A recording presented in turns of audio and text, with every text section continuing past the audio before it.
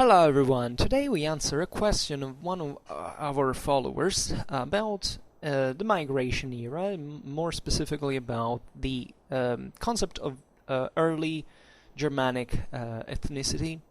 Let's say, that there is an enormous historiographical debate about this topic, specifically into late antique studies.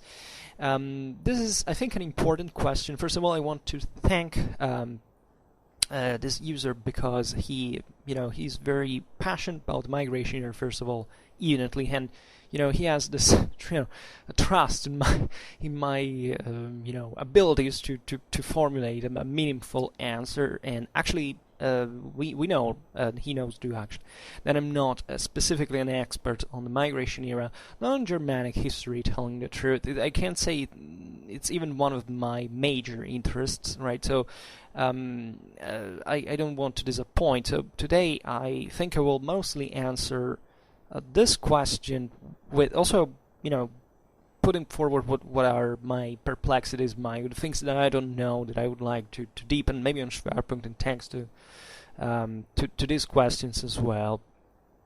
And that recently on Schwerpunkt, to me, we revived, since I realized that you like particularly the migration era, this series about, in fact, migration era peoples that on these holidays brought to talk chiefly about the Goths, both the so-called Ostrogoths and Visigoths. And here came the question that I read in full length. It says, "Hi Schwerpunkt, I'd be really interested in your opinion on Walter Goffard's work. I haven't read him yet, but I understand that he's the foremost skeptic of ancient Germanic culture, which apparently he sees as a historical myth.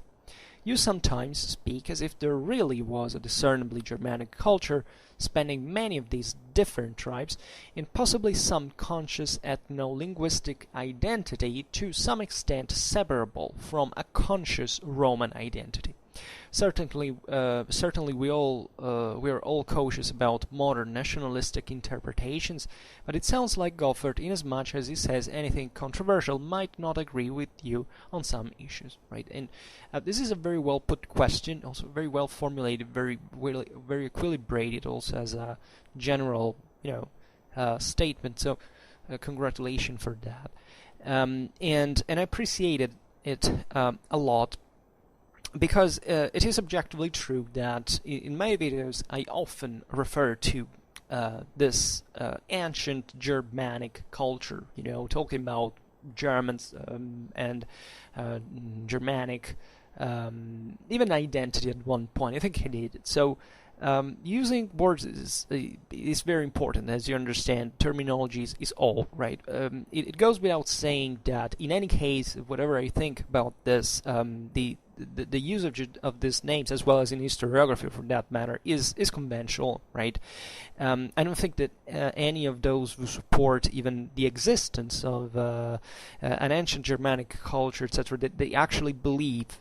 It's become difficult today, historically speaking, to reason in that terms, that there was something like a perceived, literally Germanic culture, right? And this debate has gone on, obviously, for many reasons that, in fact, the user points out brilliantly by stating, we are all cautious and therefore aware, I would add, about modern nationalistic interpretations. And it is true, one of the greatest, if you read the Grimm brothers, what they were writing, they were reading the Latin word Germani, or Germani if you prefer, they were saying, this is equivalent for Deutschen, right? This is really a big deal, because objectively Germany, German culture, and all what has been framed, in fact, as Germanic, specifically to the ancient world and this broader culture, into the Middle Ages and beyond, has a great meaning still today. We still reason in terms of, we use German in many fields, actually, of humanities. We think about linguistics. We talk about the Germanic branch of the Indo-European languages. We do still use largely these names, and it does happen sometimes to arise perplexities by using these terms, because I remember just recently one Facebook group in a very friendly way was said, I wrote about I think it was that video about the Romans, Germans, and the Huns, which I'm just thinking might have triggered partly, if not this specific question, but a bit of interest that I see that exists toward relatively to these issues, especially today, because someone wrote like, German, I thought the Germans were the ones who were born in, with the Second Empire in 1871, and before that, thank Bismarck for that, and before that there weren't Germans, right? And I pointed out, at least in that case, also friendly, I didn't want to be, brutal, but objectively, still in English-speaking historiography and also in others, including mine and basically anyone any I know at this point in the West and even beyond, does use the equivalent of either German or Germanic, or its equivalent at least, and this is in this approximate, of course, and conventional way. We could extend this to the vexata question of the Byzantines and the Romans, all this stuff,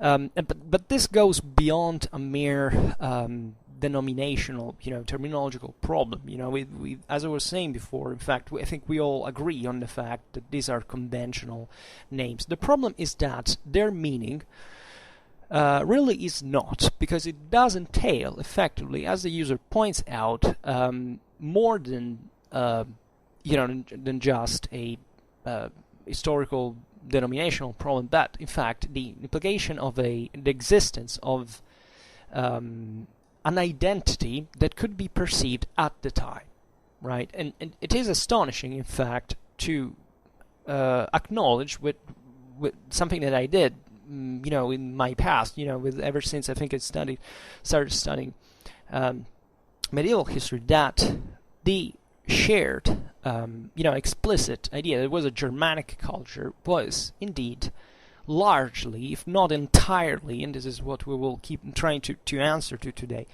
a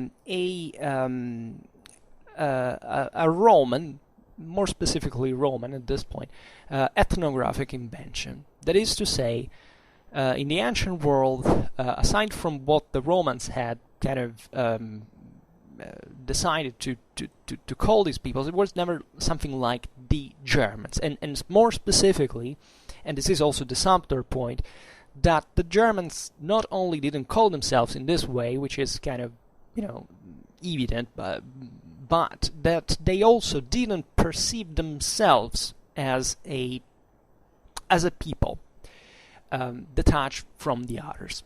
Now, this is a very interesting question, because it touches certain topics would never discuss. That, of course, from my side, I gave not for granted, because nothing is for granted in history, and every single thing we say in history is fundamentally approximated, and it requires the acceptance of certain assumptions that at the end of the day are conventional in many ways, that they can't be proved for real.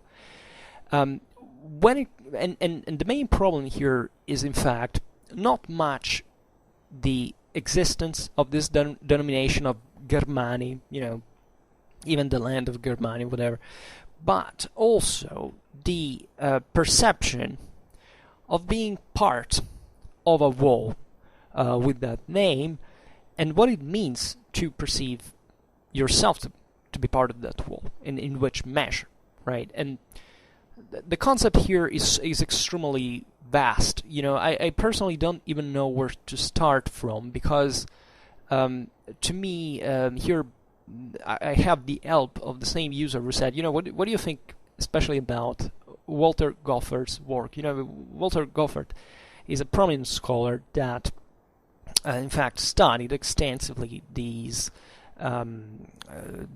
issues and came out with this. I think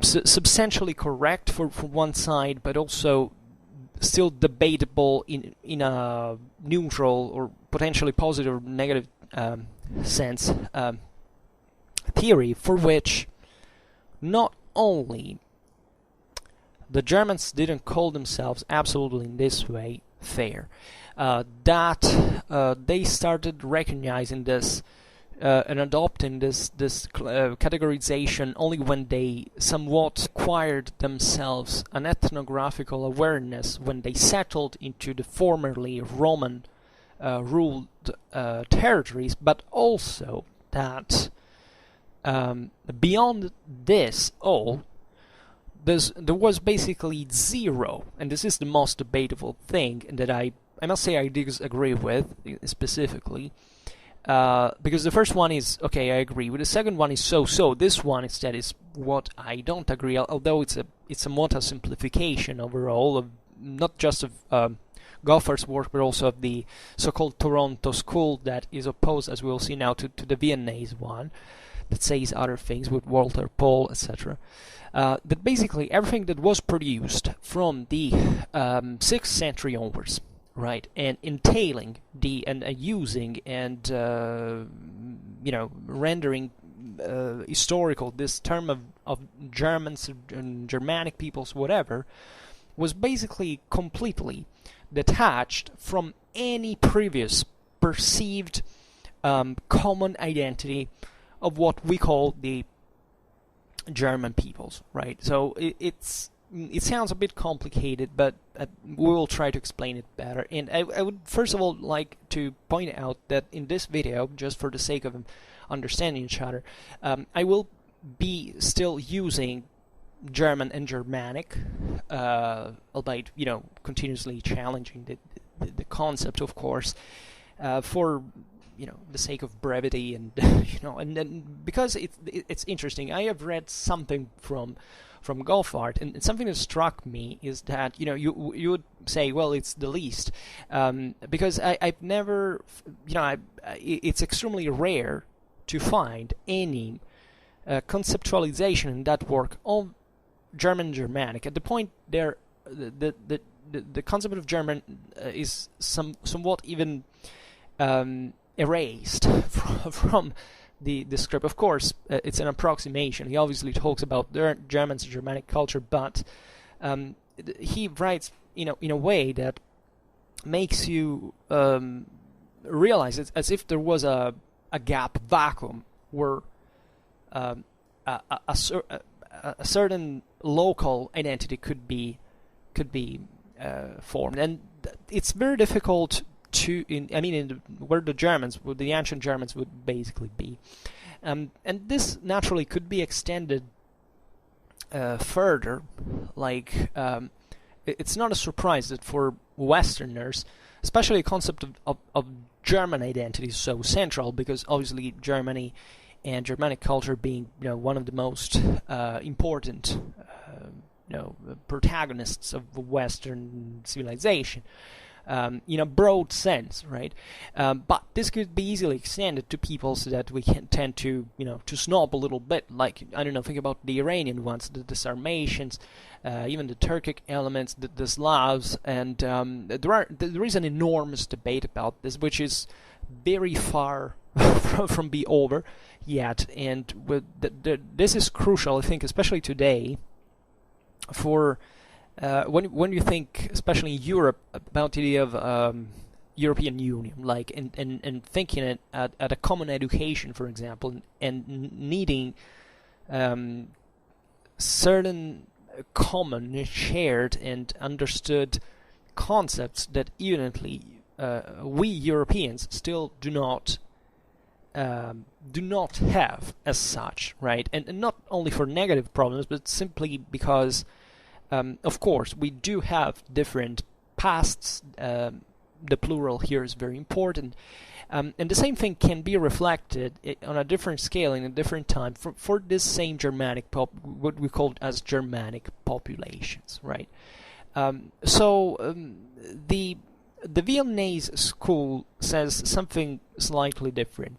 They all agree, just like me, in fact, that the name German Germanic was not used up to a certain point that entailed, in fact, the German exposure to Roman historiography, ethnography, etc., that a further acknowledgement that the Germanicity, let's say, encompassed other peoples aside from the ones that settled into the formerly ruled Roman territory,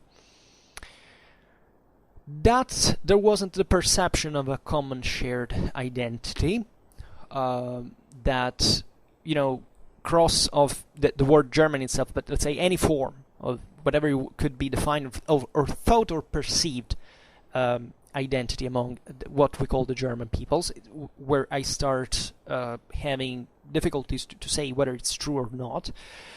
But anyhow, the Viennese school says is that still the ethnical problems meant, as I often say, actually, as I regularly say, telling the truth, on Schwerpunkt, was a crucial one for the political and military, as a consequence, cohesion of these Germanic confederations, meant as what? Meant as a sort of a shared juridical identity. In fact, on this nucleus that we count as the confederations, I mean, like the Franks, the Alemanni, the Goths, and so on. And this last idea revolving around the concept of Traditionskern, which means nucleus of traditions, that not even Goffert and the Toronto School deny, of course, which is a crucial element into the historiography of the Germans in the migration era. That is in fact this kind of critical mass of identity of some sort was. And here we enter a little bit into things developed from a certain time onwards and accelerated brutally, and this is true. But also it also depends on which confederation we're talking about.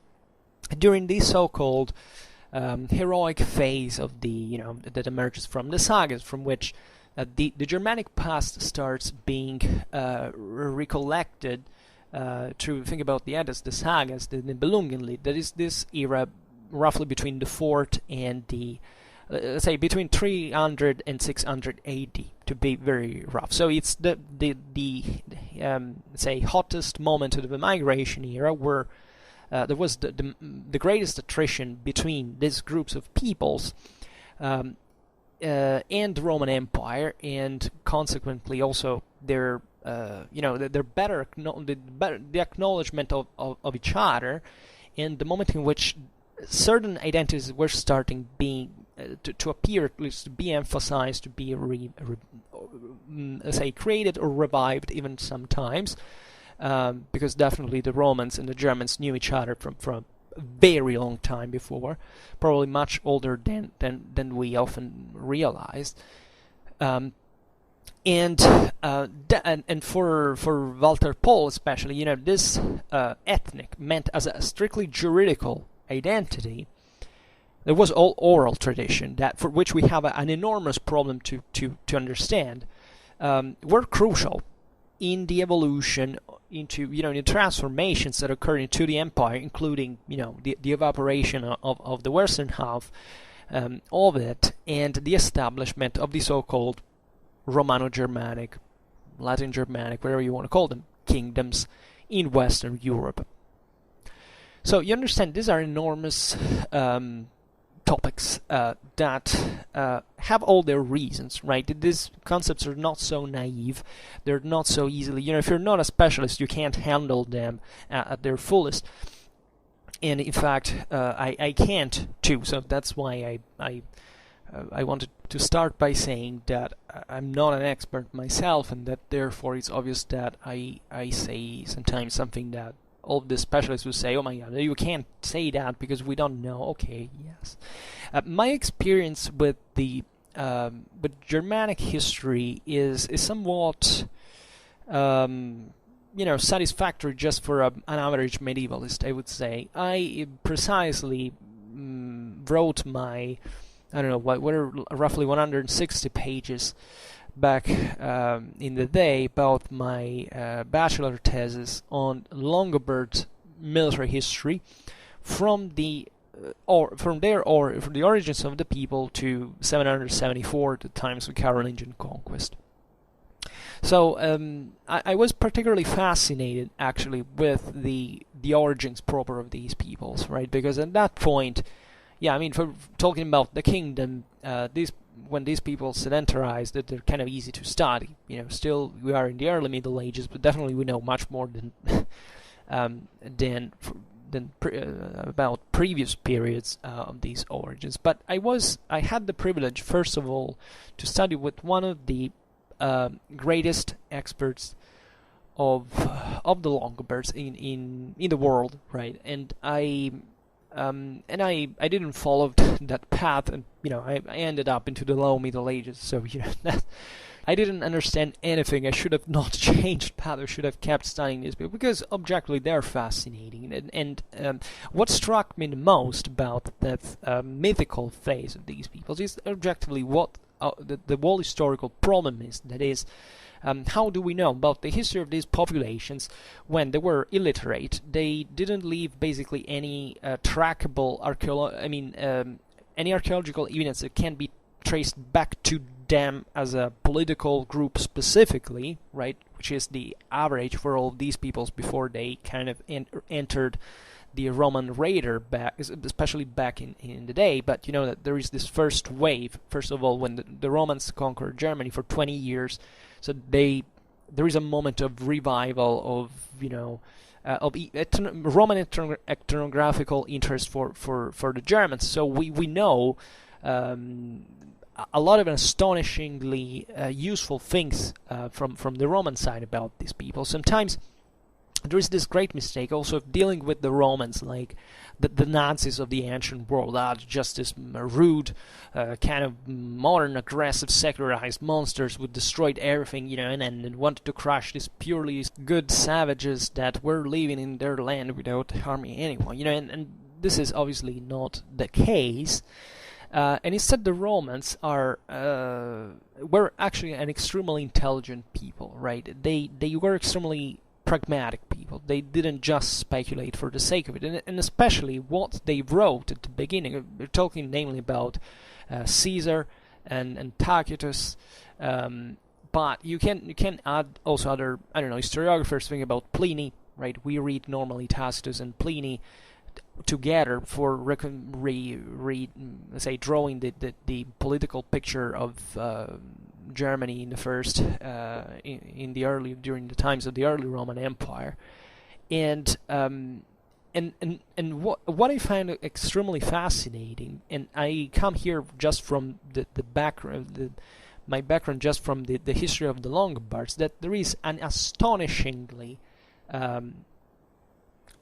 coherent picture that on the base of our evidence we can trace from the beginning of these people from an ethnic point of view, meant as the Longobards. That is, whatever these guys felt like, they came together as a political body that survived, and this is what makes the Longobards so fascinating, because actually one of the very, very few Germanic peoples that existed since, 100 BC with that name, and you find them till the end of their existence in the High Middle Ages with the same name, which is extremely rare because normally the Germanic tribes, let's say, melted into something bigger that also in there was just that had an international name. The Franks didn't feel absolutely like they were the Franks. They felt of all these tribes that made it this confederation up, right? Only from the exterior we know, those are Franks. Of course, there were shared identities, and this is I think the most important point of the story, because of course the whole matter here is to say whether beyond this ethnic identities there was a larger one that included what we could call in fact as German as Germanic, but they mostly would lose. This would evolve, right? The case of the Longobards and of very few other peoples, and the Longobards I think are definitely most important in this regard, is that you can trace their migration with an astonishingly degree of accuracy and more than else of coincidence of archaeological, historical, even sometimes genetic evidence than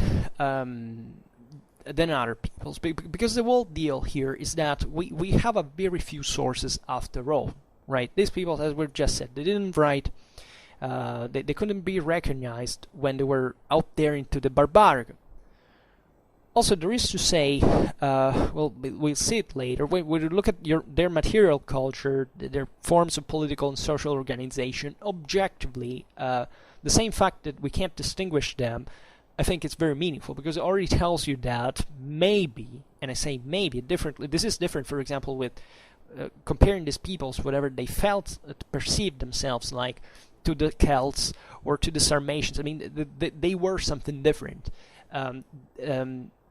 Think about linguistically speaking. I mean, the Germanic etymologies are something you can find in today's languages, everywhere, and you can't find them as dating as back as in fact the first years of the after Christ, right? This is the case when the Romans when Drusus and Tiberius invade Germany. They arrive up to the Elbe River. They meet the Longobards, and the Latin source say those were the Langobardi, and you find out that aside from being an obviously etymologically German name, as we classify it from the Germanic branch of the Indo-European peoples, it's something that existed already at that point, and that was maintained throughout all the migration here for centuries and centuries and centuries, right? At that point, you start saying, wow, but these guys had a memory,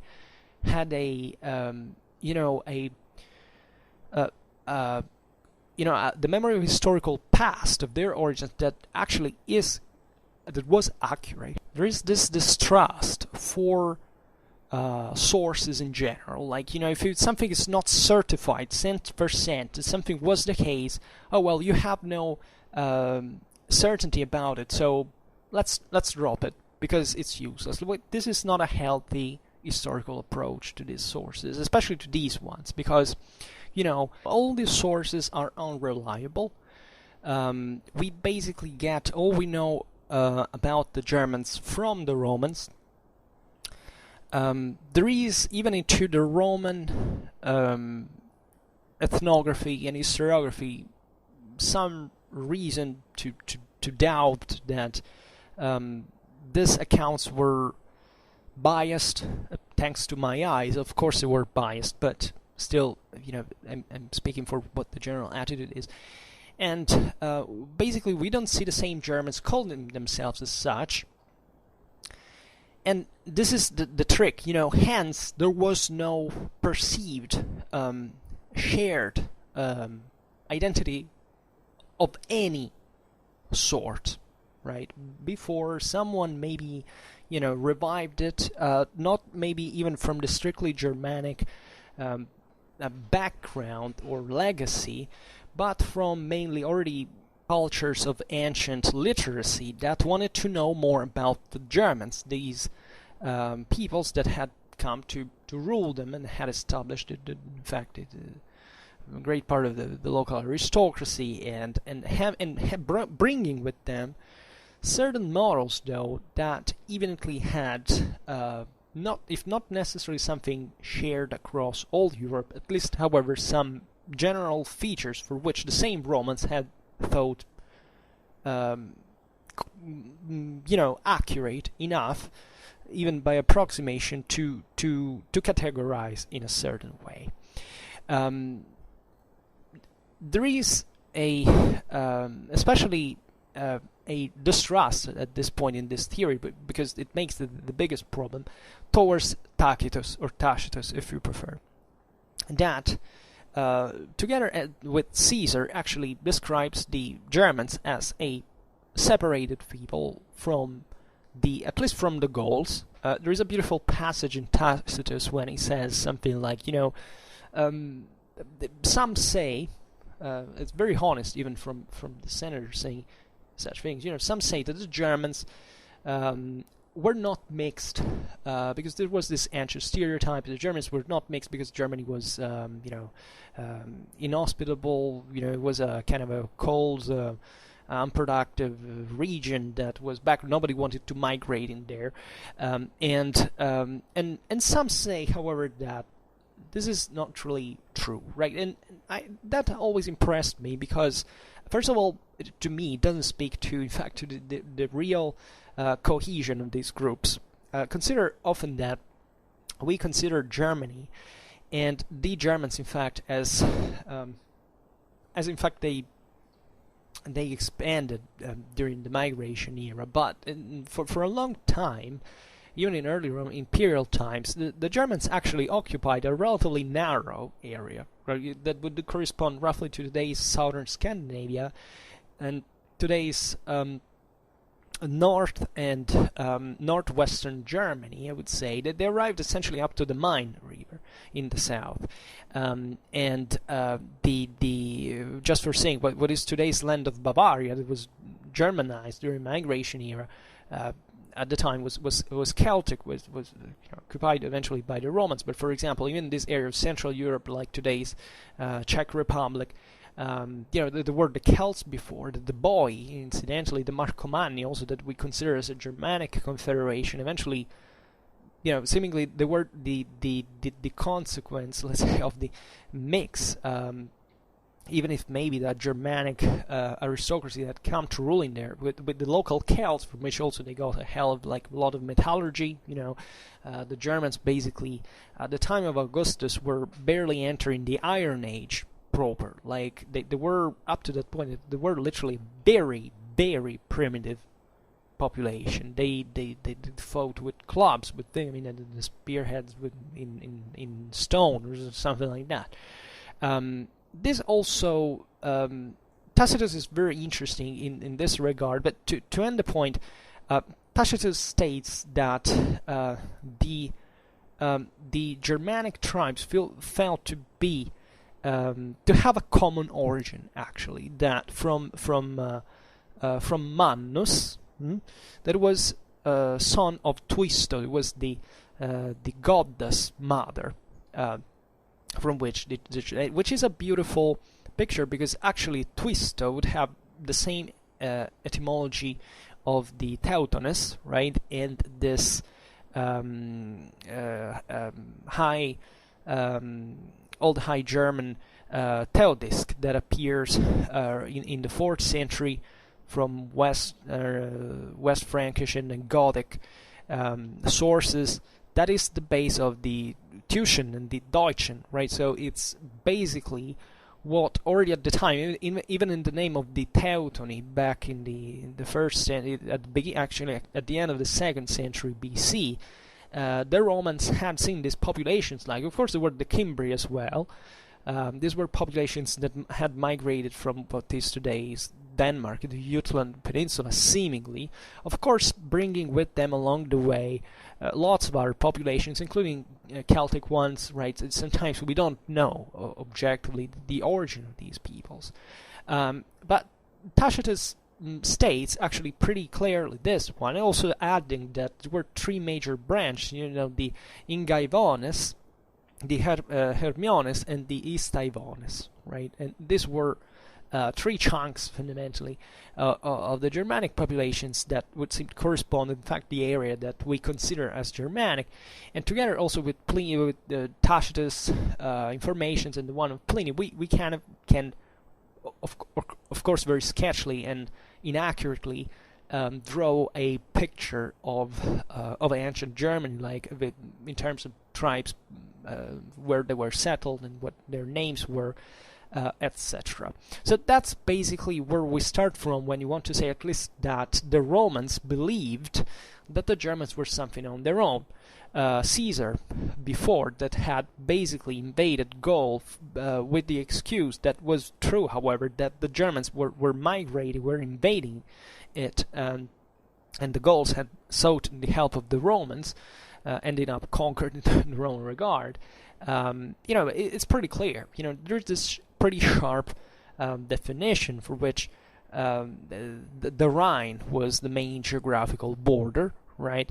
And from this, you can say fairly easily, and maybe with the reinforcement of other sources later on, this is the sheer, let's say, the properly classical mode. With here we are in the first century BC, in the first century AD. So this is the moment in which the Romans get fully acquainted with the Germans for the first time as Rome as a political entity. Germany roughly as such, right? But obviously having a mostly geographical, limitation, let's say, as a concept, right? What the Germans are, those we inhabit. Also came to inhabit this area was known after the Germans actually as Germania in Latin. That is also here, conceptually speaking, a bit difficult to frame geographically, especially for what concerns the eastern border, right? That, of course, the Romans also knew much less of, and that's, I think, why Tacitus was so honestly pointing out that even within the same Roman senatorial aristocracy, there was a debate whether, what about the peoples that live beyond? Have the Germans some connection with them, etc.? Actually, we know the same Romans said that the Scythians in the east were even subjugating certain Germanic populations in the easternmost areas.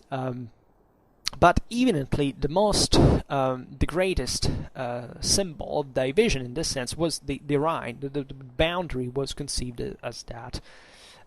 In fact, the concept of Germanicity broadly meant is this kind of fact it pertains largely, even during migration era, mostly and earlier than the others, to the northwestern part of the Germans. That is for Tacitus would have been the Ingaivones, right? From Ingvi, this divinity that is in fact shared by many Germanic peoples.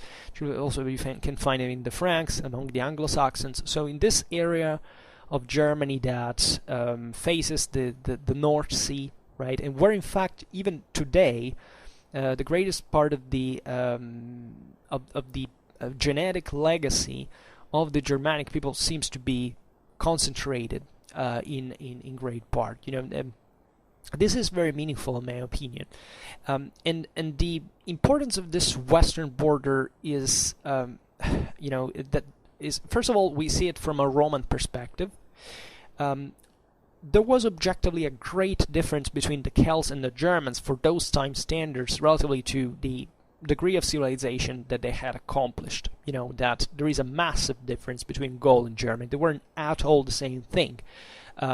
Gaul is this enormous, fertile Atlantic plain of inhabited by mostly, there is a florid agriculture, like nowhere else in Europe. Basically, the Celts had started developing this oppida as fortified centers that were growing into a certain form of proto-urbanization, especially in central and southern Gaul, and in fact was the richest one, also the one that most exposed to Roman, Greek first and then Roman traffics.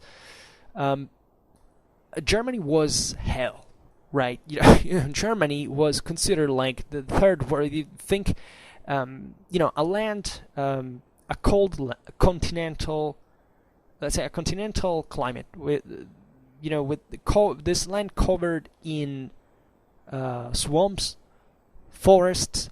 This is the face that Germany maintained actually up to the 12th century, to be honest, and developing very slowly. You can easily see in the history of European civilization how the progress that regions like Gaul had compared to Germany or Northern Europe, for example, or Eastern Europe.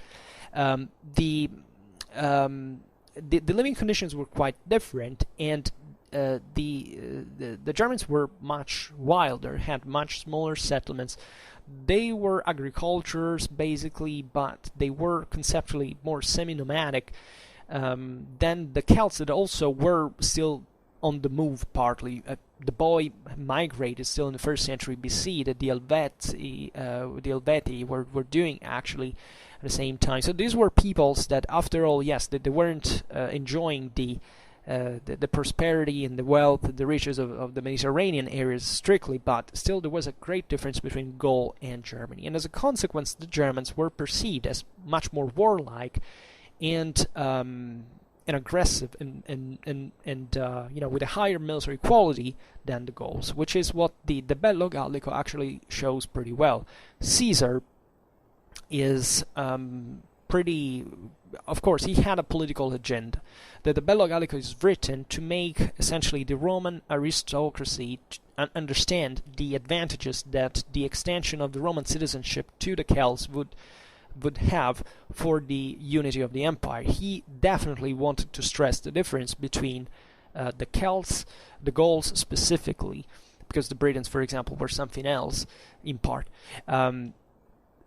to see how civilized they already were, and of course justifying his intervention in Gaul because the evil, unruly Germans had invaded it, so they were the bad guys of the situation. Even though he hired them as well, he sponsors them, especially their cavalry that objectively kicked ass against the Gauls and saved the Roman legions on multiple occasions.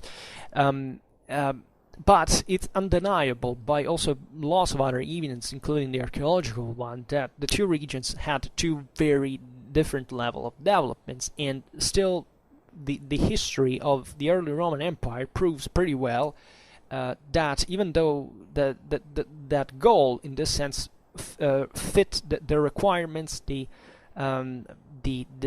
possibilities for Roman, in fact, for Romanization, in short, and Gaul, in fact, would be an incredible, massive, complete accomplishment of Romanization.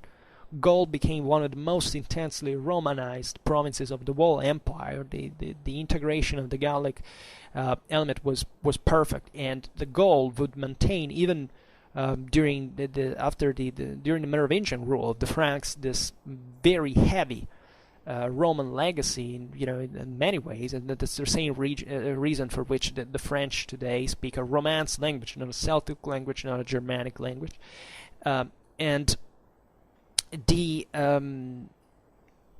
of course, well, Germany wouldn't. The Romans conquered Germany for up to the Elbe River, and they stayed there for 20 years. After which, as you know, the Battle of Teutoburg Forest. First of all, the Marcomanni had not subjugated, so this entity that was already a bit somewhat different, because the Romans perceived in some way the fact that the northwestern Germans were kind of easy guys to rule, right? Those were primitive and not a big deal. They hadn't many means to meet the Roman legions in pitched battle. They had been relatively easily subjugated. The Marcomanni were concerning much more the Romans, and objectively those peoples remain kind of some of the most developed in terms, especially of political. That's where the confederations, for example, started from. Well, actually, yeah, there were the Suebi as well. They were in the northeastern side of Germany that seemingly had formed this massive confederation that lasted up to the 1st, the 2nd century AD, and after that something pretty messed up happened, for which the Germans during the 3rd century start being on the march and start re-expanding again, while the Romans had basically and objectively countered their expansion. The Celts, just making an example, that is another of those peoples and definitions that we think is somewhat fictional, and I agree much more for that about that than for the Germans on average. Not that even for the Germans I'm convinced about, on the contrary. I lean much more towards the idea that was a kind of an invention as well, but not at the fullest. The Celts had to stop migrating. The Celtic migrations basically stopped into the 3rd century BC. That is more or less where they finished expanding as they could, and eventually they settled down. Eventually they were conquered also by the Romans. So eventually the Celtic element is confined just to the British Isles, where the Germans instead managed to free themselves with battle turbo force. They crushed the Roman legions. The Romans are theoretically capable of reinvading Germany and doing many things, but they realized that there wasn't much to be done at that point. I mean, made a video just recently about the reorganization of Roman provinces under Augustus, where I talked more or less extensively about that, also for explaining why the Romans, I can't say they didn't actually try to recover Germany, because they did it. They were about to do it, at least under Marcus Aurelius and under Maximianus the Thracian, but that for a reason or another that those would be aborted, but they somewhat shook themselves. They showed the Romans that they weren't available for Romanization, to put it very in consensual terms. The truth is that the Romans would try, of course. It's like with the Picts in the north of Britain. The Romans, much of Romanization passed through material culture. These peoples weren't developed enough objectively to appreciate what the benefits of Roman civilization was until they wouldn't settle into Roman territory that incidentally was, the one directly controlled by the Romans, that incidentally was in fact the only one, if you follow the geography of the empire, the only one that could sustain an advanced civilization in terms of a urban nets, of a permanent army, of a state, in other words, like the Romans had. Germany couldn't, and that's the same reason why they were so backwards in that sense. It's not because they were stupid, it's not because they were, unaware of the reality around. Definitely they had a kind of a simpler view of the world. They emerged more, even more speedily from a condition of primitiveness. This happened with the Romans as well, and that is never to be forgotten, and that's partly why the Romans were so interested in the Germans, and they cared so much about figuring them out from an ethnological point of view, because frankly the Romans didn't analyze any other people from an ethnographical point of view as much as the Germans, and that is extremely meaningful. Not even the Goulds, that were the great nightmare of the first days with the sack of Rome, etc., sparked so much interest, ethnographically speaking, as much as the Germans for Rome. Now, going back to the point, what does it mean to, what is that the Germans at that point felt to be like? Well, as far as I've seen, at the time of Augustus, as much as I can understand, objectively, the German awareness about the rest of the world, let's say up to the point of Caesar, or maybe even before with the Teutonic, a couple of decades before with half of a century before with the Teutonic and Cimbric migrations, they were, of course, in prehistory. They were barely into the Iron Age, and was largely yet to come. They had actually had contact with the Mediterranean. The Alps were normally crossed by Etruscan, or in fact even same Germanic merchants, I presume. Some even say that the Germanic runes are somewhat derived from the Etruscan alphabet, which I believed it was the case before it kind of made sense, but it's true and not true at the same time. At least certain things are kind of more autochthonous. Some might have objectively, but they, taken, let's say, learned from someone else. But the point is that these peoples were not isolated. We should erase from our mind. It is one of the most difficult things to do, to think that in national, because this is the problem of nationalism, and that's the main problem. Also, historically speaking, let's not talk it politically, but historically, historically speaking, we are fixed still today with the idea that every people has a name, a sort of color, culturally speaking, if not skin color, and a certain border, like the concept that outside of this sphere, basically there is something radically different that is different, that you can have contact with, but it still remains different. Well, this is probably the same concept that partly, of course, prevents us from sometimes rejecting the idea that the Germans, in fact, didn't have a common, a conscious awareness of their ethnic identity as a whole, and that still makes us reason historically with those patterns. Like, before thinking about whether the Germans were Germans or not, they thought, like example, not, which is a question that partly doesn't even make sense to tell it all, especially for this specific context. We should also reason in terms of who were the Romans, because if you assume that we are reading all Roman sources in order to answer the first question about the Germans. If you assume that the Romans were a kind of secularized state with a certain color, that people felt themselves as Romans and nothing else, that's not that's still a problem, a conception we have to erase largely in pop culture, right? In our general understanding of these things. Rome specifically was conceived as an empire, which is not the Victorian Empire that is what the national model looks like, right?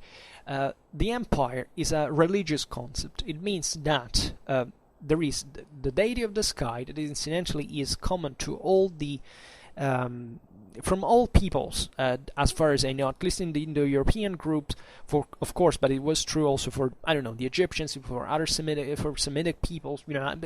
There's something shared, right, in that sense. But the celestial deity of the sky is put in this way, chiefly identified with the sun or not, right?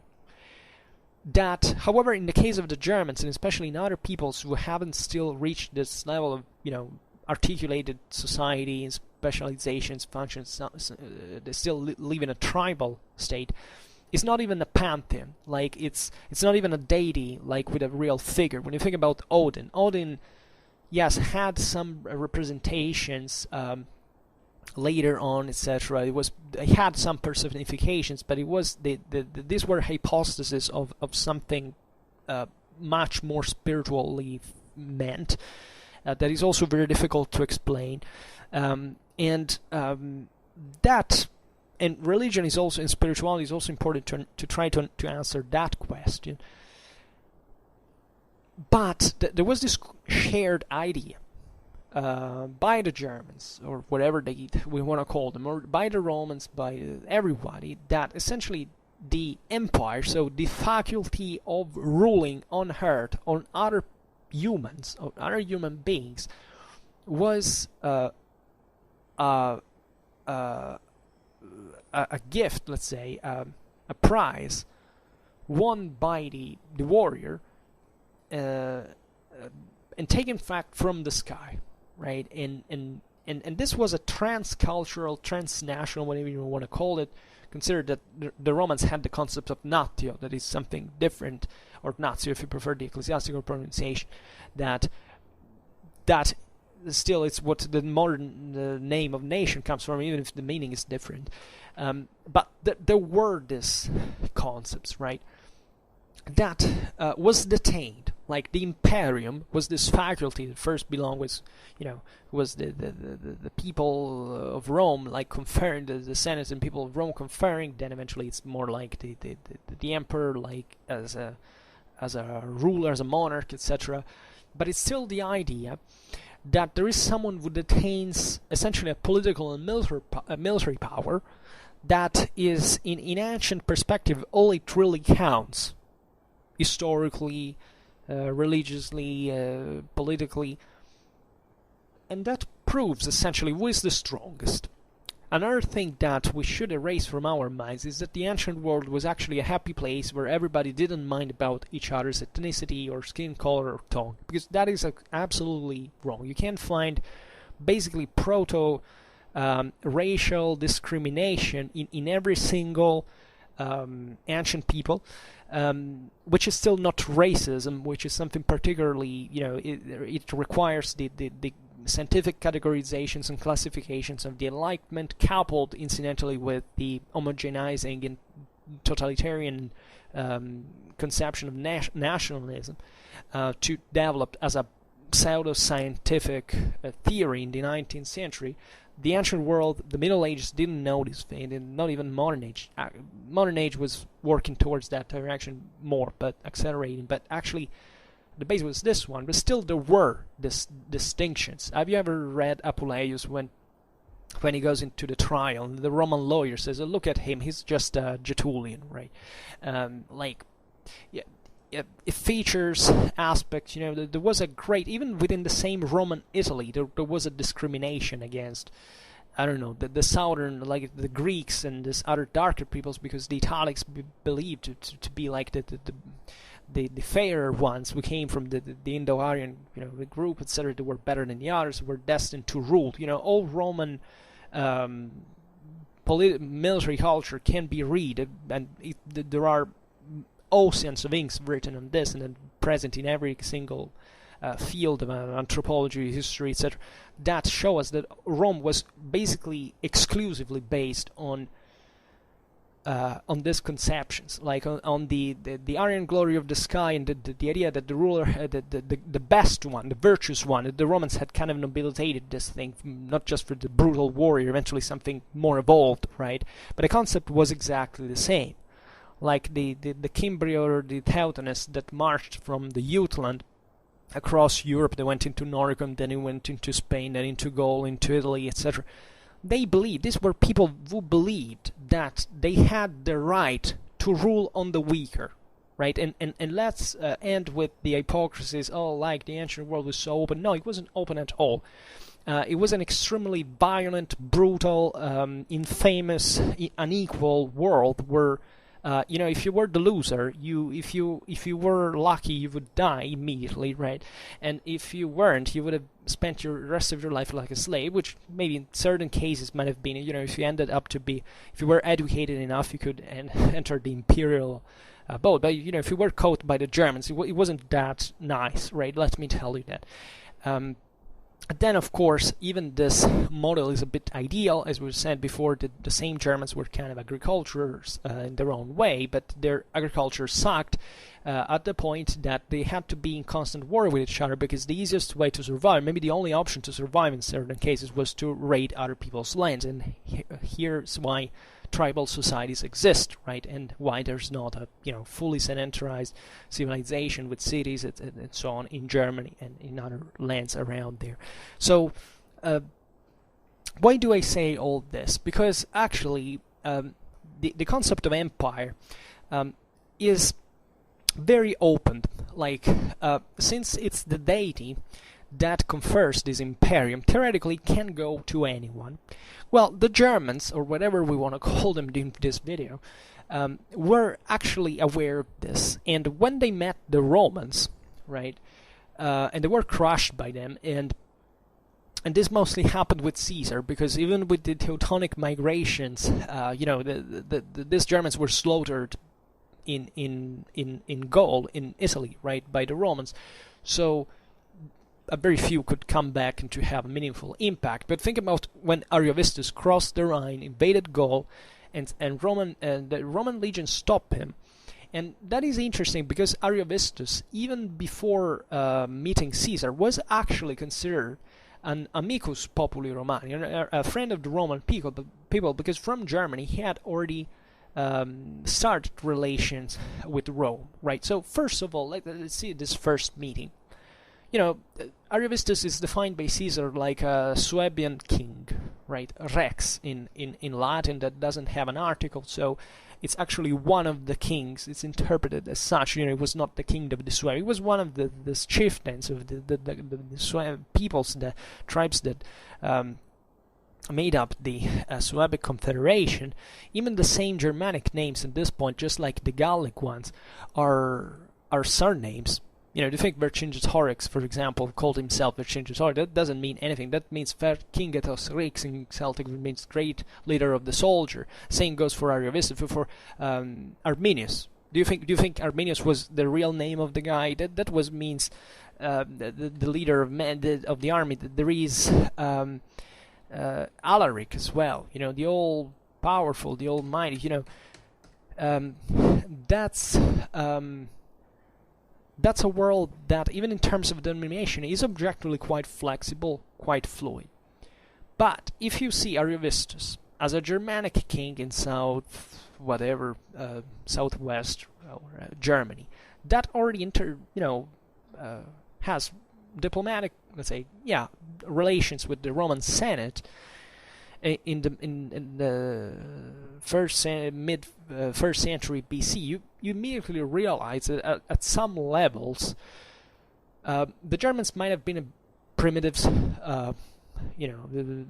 whatever, but they still had an international foreign policy of sort, which is a big word for saying, put it in this way. Of course, it was nothing, so formal or functional or even usual as you may think. But still, this entails that even if just for in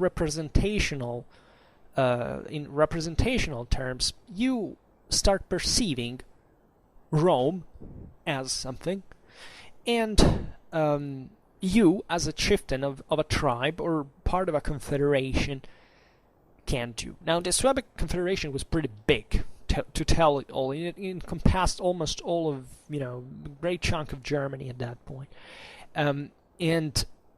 This tells us something, right? These peoples might have been very politically fragmented. They, what you get from their tribal names is that they had a pretty generic view of conceiving the whole group. Like, if you find, the wise, the conquerors, the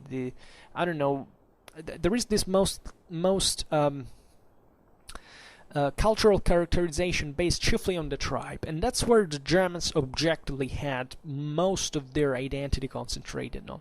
They didn't care, they didn't need to think of themselves up to a certain point in history as a whole, because the single tribe, if it was a peripheral one especially, or one that mostly went along someone else,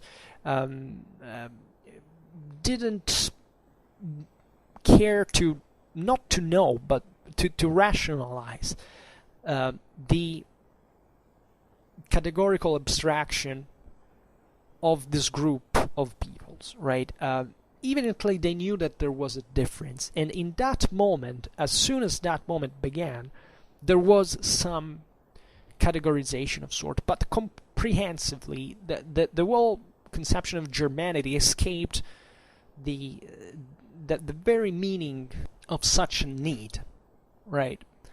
When you have first of all, Caesar, I remember, says something very meaningful, that says that once upon a time, the Goulds specifically, or the Celts, I don't remember, but I think he says the Goulds, had been more powerful than the Germans, and had even sent colonies into Germany because they were more powerful. There were many, right? Caesar tells you something very meaningful here. It's also a matter of these peoples were at least the Gauls were conceived themselves as, in terms of demographic capacity, which it doesn't necessarily has to be something, but it was a real thing in that situation, right? Don't think that these peoples were in fact so different, aside from their level of political cohesion and military quality, right? That's why the Belgians were something else. That's why the Helvetii were something else. And this thing of Caesar writes is actually very correct, because not excessively correct, but it still echoes the fact that objectively the Celts had inhabited the soil today's Germany, right? The Celts came from Germany, as a matter of fact. In the southern Germany, also across the Alps, around the Alps, and progressively had shifted into Gaul, right? And at that point, they were objectively more powerful, and they were more warlike, and they were more similar to the Germans they were before. They were talking about proto-Indo-European times, like into which all these peoples also had differentiated themselves linguistically, very few from the Indo-European migrations, about which we know astonishingly few, but are important. So, all these factors considered, and Caesar says also something else that escapes my, well, whatever, I will realize it at one point. But I think that this subdivision does make sense, that the Germans started understanding at that point that even if they weren't a unique thing, still there was a difference between themselves, Rome, right? Because you can't say, what are the Romans? Because late antique studies and all this debate, it mostly revolves about the fact that at one point the Germans and these German confederations settled down into Roman territory. So there is all the problem of the Germans and of the Romans that were actually treated as two different peoples, right? Not maybe on the fact that they were Germans, but they were the fact that they were Visigoths, they were Longobards, they were Franks, whatever, right? And up to a certain point. But it existed at least in some measure. But rather with the political entity. Like when, Ariovistus had to was destroyed by Roman legions, when the Roman legions invaded Germany, where, lots of things happened for which the Germans acknowledged the fact that these guys were really something. When Caesar builds the bridge on the Rhine, the Germans remain astonished because they have literally never seen or even thought to be able to accomplish something like that. Right, in these stories you can't see, of course, the Romans being cocky, like saying, look, we can build bridges and these guys can't. But it was actually true, right? We know it, as far as everything in terms of historical, archaeological evidence is concerned. It was the case. So that's a moment in which you realize that even if the Germans didn't have a common perception of themselves, the Romans would be a quite important reacting factor, right, from the German side that was perceived as an external thing. And as long as that happens, that starts in every single historical moment the need of stressing who you are as a reaction to that thing, right? Even if you don't have any sympathy for your neighbors. The Germans hated each other's guts. Look at Arminius and his brother. Arminius said, he managed to get rid of the Romans in Germany, and his brother was one of a fanatically loyal Roman centurion.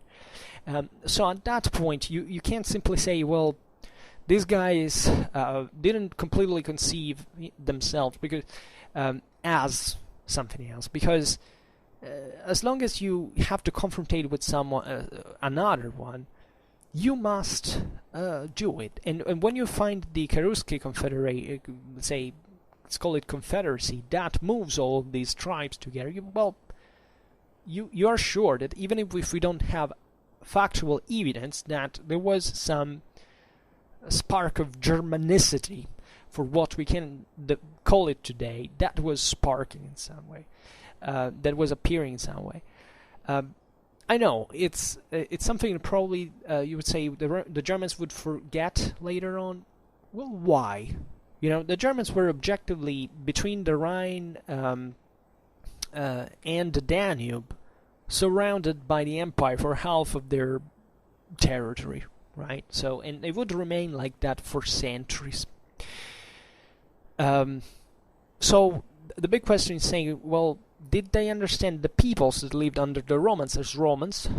Probably not, because it's actually a pretty, solidly acknowledged and shared fact that the Romans themselves considered, in fact, the imperial concept as an overlordship on a multitude of ethnicities, of ethne, as you see here in the Hellenic term, that were under the empire. And by a certain degree, the same Romans actually believed that the Germans were under the empire. The myth that there is a limes, that is a border, the Romans didn't use the concept limes. They didn't use it. They had the monumentum. That was a very different thing. That is, the Roman legions who were the eight ones were stationed on the Rhine. Weren't just there because there was a German outside and a Gallic Roman ruled inside, but because those legions had, as they did have, a deterrent on both the shores of the Rhine. Right, and objectively, up to the late second, and the 3rd century AD, the Germans were overall, not, if not peaceful, at least towards Rome. And at least, there was half of Germany was pro-Rome and another wasn't. So that's also another thing that would tell you, in order to do that, you have to justify this division, right? The other concept is also geographical, like where did the Germans stop at that point? Well, that's quite of a question, but I would limit myself to consider that there are objective differences between, I don't know, even Western Germany and Eastern Germany. Like Eastern Germany is much more open to what became the steppe at one point. It's that we know that there was even a different agriculture, was a different lifestyle. There weren't any horses, were much more common.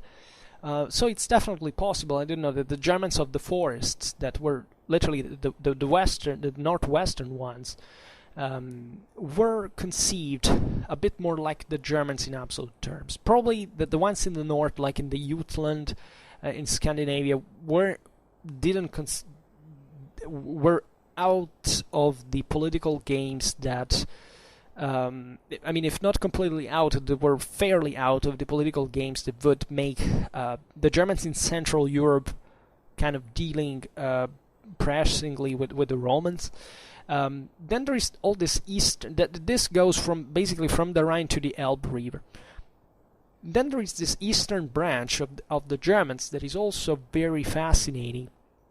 That was the most diverse, the more different one of the others, the eastern branch. One of the Goths, or the Vandals, these peoples that, if you go back into the Germanic mythology, are actually still perceived in their origins as like twinned with other Germanic tribes. The Germanic Dioscuri, about which Snorri Sturluson writes in the 13th century, for example, are Vinil and Vandil. They are the name of the Longobards, the Vinli, basically, as they called themselves before Woden adopted them, and the Vandals, for example. And the Longobards, incredibly enough, in fact, still in their written tradition, remembered in the Middle Ages that they had crossed the older story of their myths, that had crossed the sea from the southern Sweden likely, and then they are arriving into Rügen. That's where they find the Vandals. They have to pay the passage. That's when they call Freya actually intercedes for Woden, that decides to adopt them. They crush the Vandals, and there are many correspondences that you would say, if these were historiographical inventions, then explain me why there are all these correspondences, even if these things were written down later on. But the Romans invading Germany and finding the Longobards, they already called themselves the Longobards, which is a typical Odinic surname. What were they thinking about, without knowing, after all, much about Germanic myths and ideology and such. But you can say roughly, however, that, and territorially speaking, there is some sort of shared commonality between this narrow area of today's northern Germany and northwestern Germany and southern Scandinavia. That was the ethnic core from which what we call the Germans, and I said ethnic core, but let's say better the core, this point, from which what we call as the Germans, probably developed some sort of shared culture that they somewhat were mindful of, which is still very far from saying, this shared a conscious identity, like saying that they could say, because up to that point, especially before they migrated into the continental Europe, these peoples probably didn't know much about what was from the other side, right? We should never underestimate this knowledge, because we don't know about it, and that's something we constantly underestimate, historically speaking, time after time, because we are obsessed that, I don't know, without a phone you can, or without a car or a plane, you can't move, you can't know things. Well, it's not the case. They knew pretty well what to do. We know there was a pretty flourishing trade traffic, also helped by the Romans when they arrived on the Rhine frontiers that started from the upper Rhine valley and ended up into the very north. It's saying central Norway, following the coast, right? We know also dramatically few about the ancient world in general. Never forget this, that, the famous phrase, the absence of evidence is not evidence of absence. But of course we know, even if we lack knowledge about certain things, how human groups behave, how certain collective psychology happens. So the obvious and obviously existing lack of information still doesn't answer to the question, like, these guys did consider themselves as something more that with the main criticism is, though, if they did, why didn't they use it, linguistically speaking? Why did they start to use that only when they settled down in the sixth, between the 5th and especially the 6th century, right? Well, the question here could be answered into these terms, like, if consider that the Germans remained for a long time where they were before getting on move, right? These were the northernmost branch of the Indo-European peoples that had settled in this most peripheral and primitive and wild area of Europe, right? So they were they didn't have by themselves many interaction on their own. This doesn't necessarily mean that there is an intensification of culture, locally speaking, because actually more primitive societies tend to be much less culturally resistant than structural society. The point, though, is that they objectively remained for a long time there, for a very long time. That's where, in fact, they met the Romans at the end of the day. That's where actually they had matured the idea of expanding into other lands, but as we've seen with the Teutonic migrations and with the Suebic expansion into Gaul, that it was countered and checked by Caesar and the Romans. They kept interacting with the Romans, right? They weren't from the other side. It was a constant permeability with the Roman, say, boundaries. And we do know that the Germans were constantly aware about the option, for example, of joining the empire in some way, if anything as mercenaries, but even as colonists. The Germans knew that other tribes, like the Ubi, for example, settled into the Arabiorum, that would become today's Cologne, which is considered one of the earliest and in absolute terms most successful cases of Romanization of a Germanic people who shared what we know, of course, to be this completely multi-layered and mostly civilly based idea of Romanity. That is, you acquire Roman citizenship, but you're still ethnically something else, right? In this case, they would feel to be more than Germans, probably as Ubi. But it was evident that Cologne is just on the Rhine, and from the other side you have all these other peoples, and at that point the fact that you became Roman, even if still was referred to this other, distinguish yourself from this other multitude of peoples, had to make you think of who you have left behind. Given that this was an entire group by themselves, right? What is that I'm trying to say? I'm trying to say that for centuries and centuries, for even we're talking about easily at least 400 years, even more. Like these populations remain, and many Germans would remain there, by the way, and for centuries and centuries in relation with Rome, that they definitely recognized as a overruler of some sort, right? Not as for themselves individually, because they had managed to stay out of that, but still as the natural pole of attraction that by the time of the migration era they had understood to be an extremely positive pole of attraction. In fact, the Germans, differently from other peoples, for example the ones of the steppes that were truly nomadic or semi-nomadic,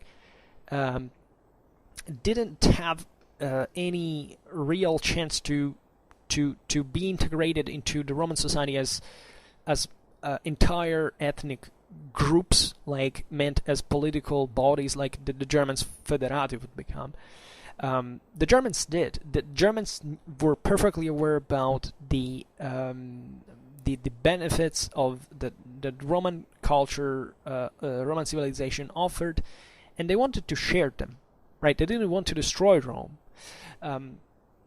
This is also a concept that goes in parallel with, however, the idea that it shouldn't be parallel, let's say better, with the belief that the Germans loved the Romans, or thought they were friends with them, because this is also the case. You know, the Germans were allies with Romans many times, but the relation were always ambiguous. The only times where these weren't ambiguous is when these peoples were effectively Romanized, at the point they became Roman subjects more than entire autonomous political bodies, right?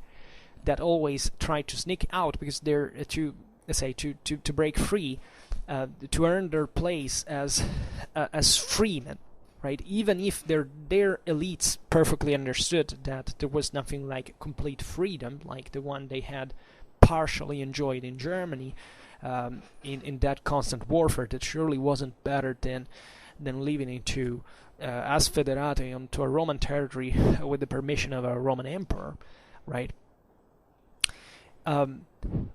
So what I'm saying is that before this migration period, that was suspended by the solidity of the Roman Empire from a German side at least, up to, in fact, the moments in which these confederations put themselves on the march, the Germans had time to develop an awareness of under the empire and outside the empire, which doesn't entail feeling what Roman means, which you probably didn't quite understand. I mean, Rome, the concept of Roman is also very complex. It's also another religious concept, and it was perceived probably by the Germans as one of the several deities, like the goddess Rome, that existed as in any other places of the world, and that they obviously had their own, right? Their sacred places, their sanctuaries, their even natural wonders, because they venerated mountains, rocks, lakes. There was all a sacrality attached to it. So it was a perfectly tribal pagan reality that is to be found into many other peoples. But I believe, in fact, that this permanence, this relative sedentarism, the objective different character that Germany has as a territory compared to the eastern ones, they're firstly that start becoming the steppes, and also the areas of the empire was enough, not once again to render them consciously aware of their shared identity, but to share enough with others to feel them more akin to them. That is to say, if let's say a Goth had to deal with a Longobarд, right? Well, it was evident for political, social, cultural reasons and the lifestyle that these were similar to each other. Like, you can intend yourself, damn, you speak basically the same language.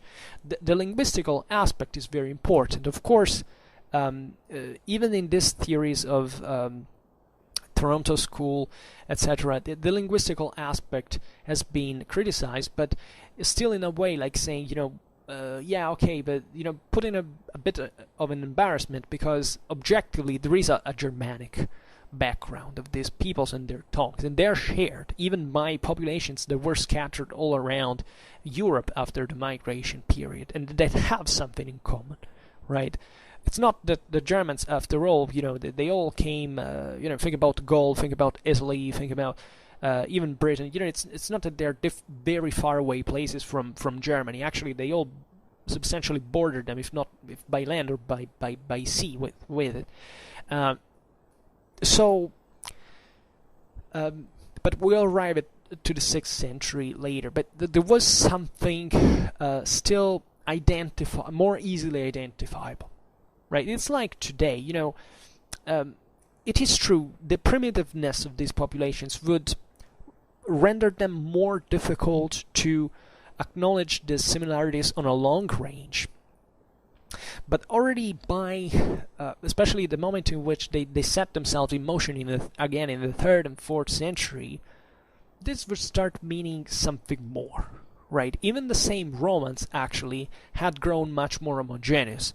From the 3rd century with the Constitutio Antoniniana, you find that the Romans have become more than this freemen of different ethnic backgrounds that shared a civic participation through the citizenship, had become basically subjects, right, and of an empire, which doesn't mean that the Roman Empire was homogeneous, but it still was more homogeneous than before. Still, every community would consider themselves as something different under Rome, but still the differences between the civilized world and still what the Germans were, especially now that they were putting themselves on the motion, so shifting for a while towards the semi-nomadic direction, would increase in a certain sense the difference. And in fact, it's not a coincidence that the Romans start reviving their ethnographical interests for the barbarians as a whole, which was the most commonly used name for all these peoples of the frontiers. They were sometimes conceived as all alike, in the sense that they were coordinated. Of course, they realized they were different, but that they were seen as empire versus barbarians, right? Excuse me. Or better, Roman versus barbarian, right? That starts acquiring kind of a more ethnical dialectic and rhetoric. And it's true that the Romans succeed into this. The Romans, in this process of homogenization, had also shifted from its Latinity to the Hellenicity, right? And the Greeks actually were much more snob than the Romans. They were kind of way less acceptive of the other, and stereotyping it more, right? The Romans were more open-minded in this sense. They had a more genuine interest for certain peoples, because if anything, if they wanted to conquer them, they had to think about they had to test the possibility of integrating them in a way or another. The Greeks were completely out of that, for which, even when they were conquered by the Romans, they still felt that they were Greeks living in their own world and that nothing had happened, right? Even if a lot had happened, as a matter of fact. So that's the moment in which probably the greatest ethnographical mistakes have been committed in a certain sense. However, we shouldn't forget that the attention towards these peoples was still, concrete. Like, the Romans were literally interacting with these populations, and were perceiving now what differences existed by them. For example, the Goths. The Goths are normally called the Goths. They aren't called the Germans, right? The Franks, the Alemanni the Franks especially, are called the Germans, even by the Roman sources. The Goths, by synecdoche, were the Goths, right? Even if we recognize them as Germans today, because objectively they had a kind of a Germanic language, and there is not much to opinate about it, were the Goths. This is important because the Goths, first of all, we just made this video so you understand, they had achieved a sort of grandeur on their own. They had started to to do something that other Germanic peoples had not done before, especially the Ostrogoths, the Greutungi, by the way, because also these names are sometimes invented, who knows, by the Romans, but also they thought of themselves as such. Actually, this is also a good question. I wouldn't enter into the technicality, but these are Germanic, etymologically they are Germanic names, right? So even if the actual meaning is disputed and whatever, but some of them is actually pretty clear, and is pretty clearly Germanic on the basis of a linguistical classification. Now, here comes kind of the difficult step, because what happens now is that these peoples have started living in a quite different manner from the time they had been living before. So they have gotten this cold shower, right? They were obliged to be on the move. They didn't do it for fun.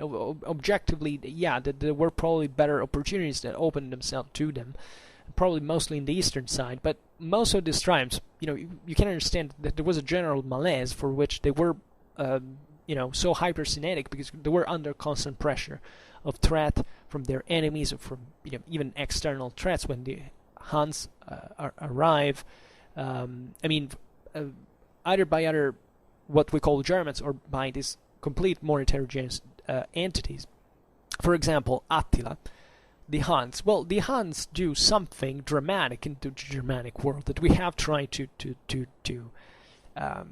stress. Like the Germans, right, defined at this point, mostly linguistically speaking, now have to decide when the Huns arrive. Either you stay under the Huns, either you enter the Roman Empire. And there are not many options, right? This is something that probably was devastating. I concentrated specifically in the last videos I made on the migration era, because I wanted to stress especially the different political culture that these peoples developed by being under this or that power. And that's also why the most recent videos I made about the Goths, the so-called Ostrogoths and Visigoths, respectively, were so important to understand the influence of Attila, of the Huns, and of the Romans in their political cultures, and the way they integrated, they assimilated. First of all, one thing I noticed, generally speaking, is that those peoples who remained under the Huns would be somewhat more ethnically compact on that juridical, kind of political juridical base we had given before, than those who were more Romanly oriented, right? This is important because it actually it shows you how, first of all, these peoples had chosen to, or maybe they had been obliged to, remain on the toughest side. This event had split, if anything, if there had ever been a kind of a Germanic identity, had it split forever. Like blocks like, in fact, the Visi, or the Tervingi maybe, and the Austrogothi, or the Ostrogothi, Greutungi, for example, split forever. And that's where the Romans actually create the concept of the, later on, the concept of the Visigothi, right? And the Gothi proper, that were the Ostrogoths. We would talk about this in that videos. And that's where you understand, especially in these peoples that eventually entered into the Roman frontier, that the Romans kind of patronized the, of course, even they catalyzed the process of Romanization and the integration of these peoples in a way that they depicted, by certain standards, also invented the historical past of these populations. Why? Because, especially in Italy with the Ostrogoths, the local senatorial elite had basically sealed this alliance with them at the point that they had to coexist and to praise Theodoric, the kingship, etc. So inventing a lot of things on the Goths, including their common origin, the fact that they came from Scandinavia originally. There was a cliche that actually was pretty out there in the ancient world, and that something would have meant, right? This still doesn't tell that it was mostly the Germans who were like, yeah, it was like that too, but Scandinavia was considered like the womb of many peoples, right? So this feeling, you can hear into this the echo of Roman stereotypic barbarity and xenophobic like perceptions, like all this stuff, that now we have to cope with, but that came from there, right? Because that's kind of a way of nobilitating them, because so many peoples, however, had come from there, and this was somewhat recognized. So even if they weren't called as Germans, definitely, but there was already a feeling of some sort that someone had come from the same place. And I like always to remember that many Germans, when they were crushed during the migration era, I think always about the Heruli. When they were defeated by the Longobards, the Heruli had been like into Roman service for a long time. They toured the world, we can say. They had been pretty well acquainted to this recipe. What do the Heruli do when they're crushed by the Longobards? Their remnants goes back to Scandinavia, from which we think that the Heruli, if they had come from like 400 years before.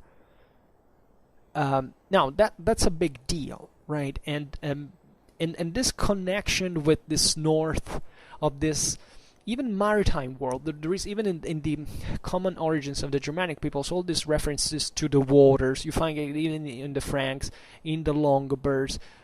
These are all things you find even into the Germanic sagas eventually, related to this great war between what they believed at this ancestral land between the Thule, the Great North, and then this seas, either the Baltic or the North one, and northern Germany was remembered in some sort, right? It was remembered. Like, remembering means to make it your own.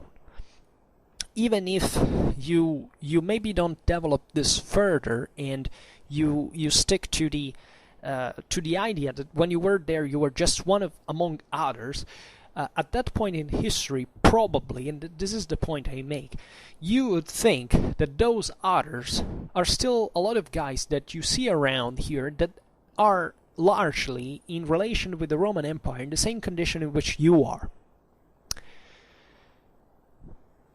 This stresses naturally the importance that these Germanic confederations had as, in fact, ethnic groups, right? As we've seen, the integration of Germanic elements or any other barbarian element is something very old.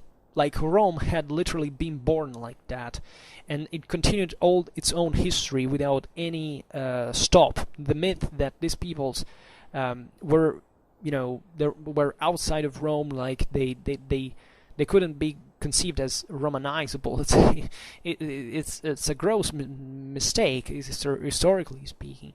The great difference now, though, is that these peoples were integrated into the Roman territory in the sense that they were remaining politically autonomous, whereas before they could be settled, like scattered, like peasants and colonists in a way that would dilute with local populations and become something else, and maybe sticking more not to the tribal concept but the one of civitas, that is the city one, the district, or the even with other things. In Frankish Gaul, for example, Gregory of Tours mostly thinks of himself as an Arvernian. He doesn't talk about himself as a Roman versus the Franks that are Germans, right? Even the Franks were called Germans, and most of the names are, of these characters that appear here and there are there are very few Saxons. They're considered kind of weird because they wear they clothe the Brittonic way. And a bunch of gods, if I'm not wrong, but the majority of people comes from places that bear the name of a city in Gaul. And the cities in Gaul in the 6th century were pretty important. So, well, that explains it in some way. But that tells you the dimension of.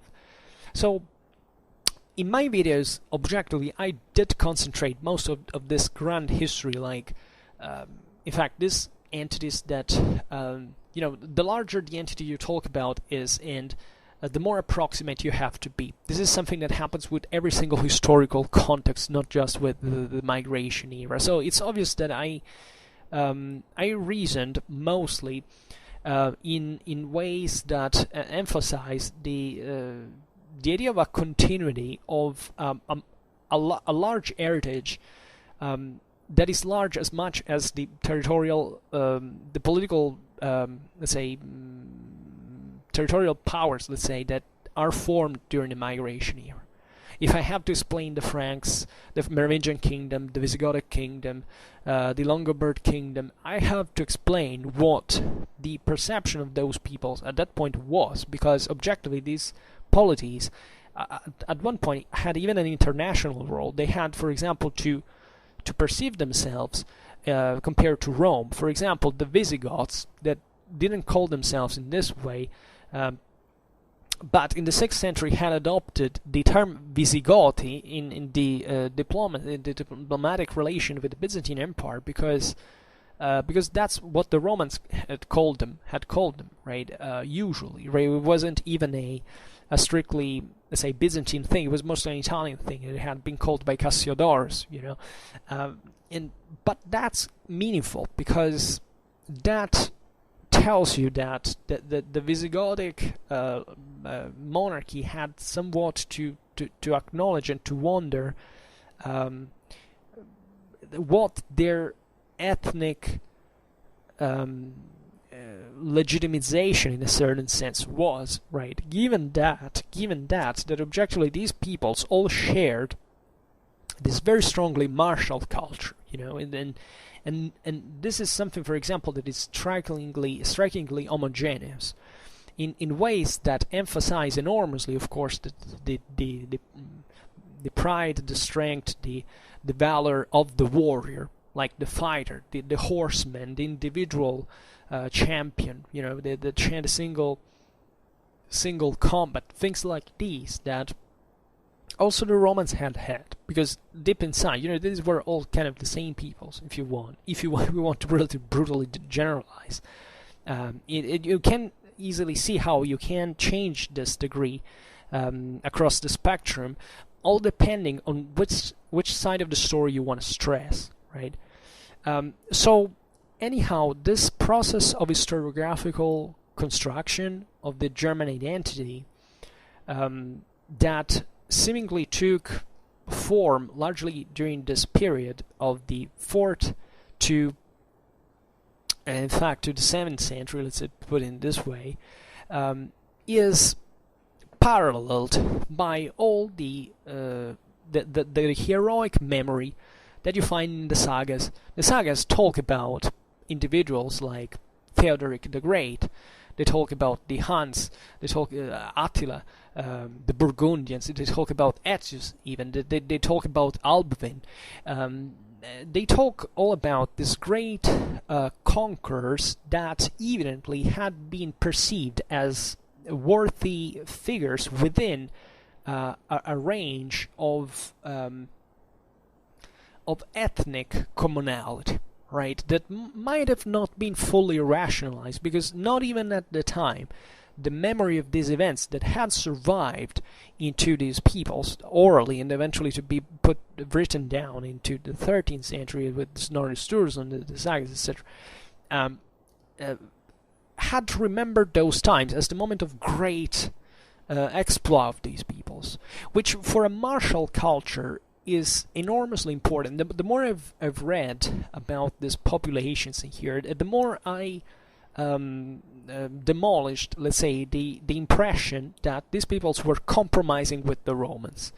The elites that were trying to build a monarchy and to be framed into this broader Roman Commonwealth, let's call it this way in this point, were obviously trying to look nicer than they were, in the sense that they were more compromising with the Romans up to a certain point, but they would do things like converting to Christianity, chiefly to Arianism, to stress the fact that mostly they were, however, a sort of Germanic Christianism, but this is also modern. My own invention, to explain what it means, also because Arianism conceived Jesus, for example, more like as a Germanic hero, like half, not really god-like as much as his father, but like half man and half god, but in the true sense, like in the heroic sense of the mythology, right?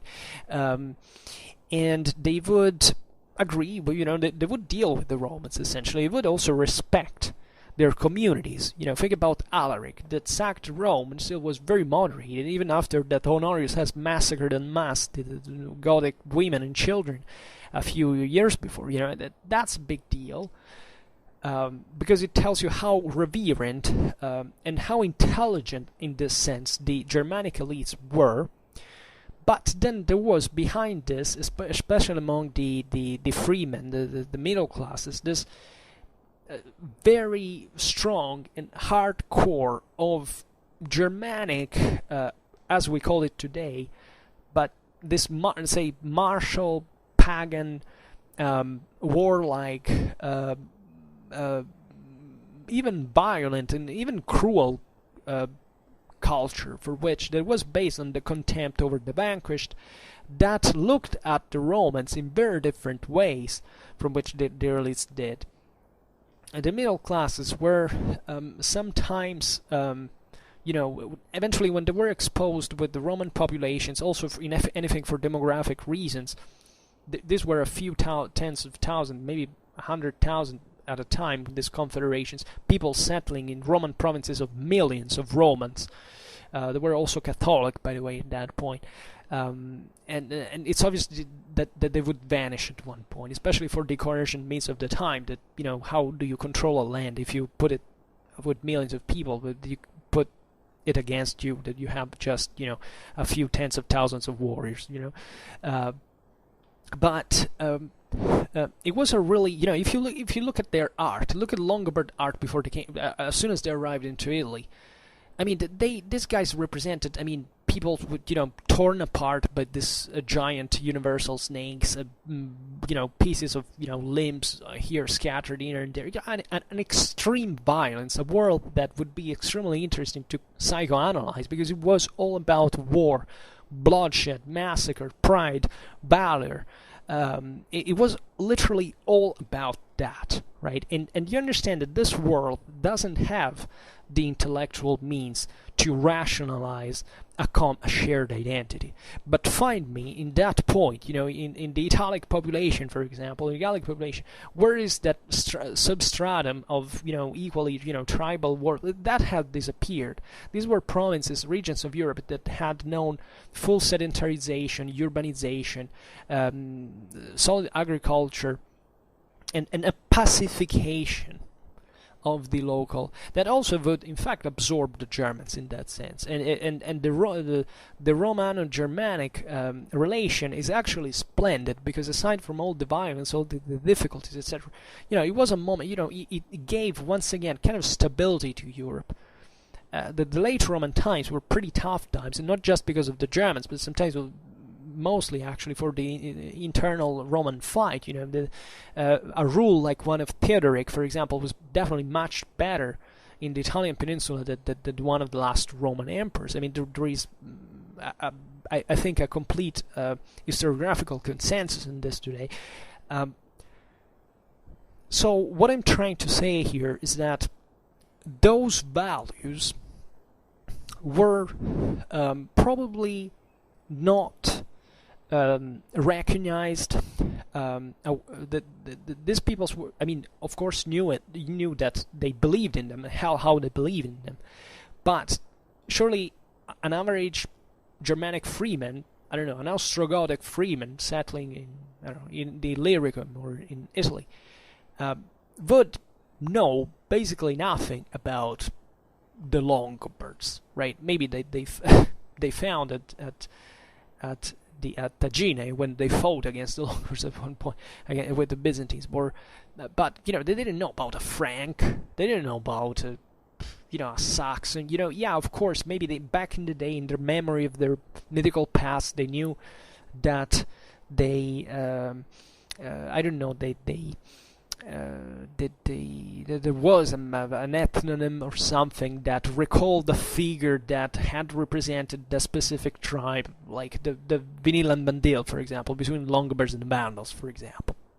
Surely that the Longobards knew, in that sense, even if when they were lost in Moravia and in those lands, the Vandals had existed, or maybe they even knew about them. Of course, they knew about them when they went fighting in Italy for the Byzantines against the Goths, that there had been the Vandals that the Byzantines had just crushed. Probably they even met someone into the Byzantine army that had joined it after the war. The conquest of Africa, I mean. But in this sense, there was not a shared conscious awareness about the existence of the common identity of such lifestyles, because for these peoples, those lifestyles were normal. I mean, they were the norm. Entering the Roman Empire was not the norm, and that's where they began to understand, probably, and here we arrive, in fact, to the 6th century, that there had been something in common. When they were in Germany some century before, probably they also believed it. I'm sure of this. Like, I don't have any doubt that there was a minimal awareness of a commonality of peoples that lived close to each other on a tribal, on a super tribal way, scale, let's say, roughly. Even if probably they considered themselves, as Tacitus says, in 3 chunks of Germany that more or less resembled more each other. But that can't be a Roman invention. It must obviously be a local shared awareness. But it's only in the 6th century that this starts getting at a different level, because paradoxically, when the Germans settle down, they're absorbed by the Romans, so they forget largely about their traditions for a while. Like, it took a couple of centuries sometimes, but and the oral tradition didn't work anymore in the sedentary world. They could write it down, but technically they didn't have the curiosity or the necessity or the real need to do it. Because at that point the problems had become others. Well, you sedentarize, it's not that it was over. They had to deal with enormous other problems. The other day we were talking about, I don't know, the Visigothic kingdom and how tough it was to even control it. So think of all the stuff that these guys had to think with, I don't know, the Suebi invading, the Galician, the Cantabrians, the Asturias, the Byzantine reconquest, the clashes between the nobility, the local confessions. It was a mess. Like, so this also, into this cauldron, largely that lifestyle and consequent belief was lost. But the elites that were largely Romanized, Romano-Germanic elites, we can easily say at this point, had to maybe remember this, if anything, and writing it down, for stressing the especially the national cohesion of the kingdom. That is to say, also in here, we don't really care that we were maybe Germans at one point. We care mostly that we were Visigoths, that we were Franks.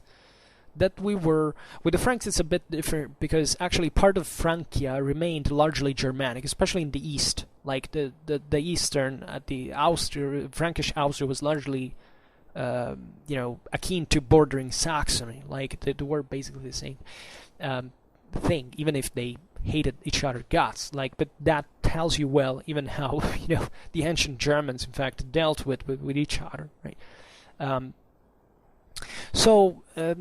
This and it's in these centuries, right, that necessity of perceiving themselves as something different began.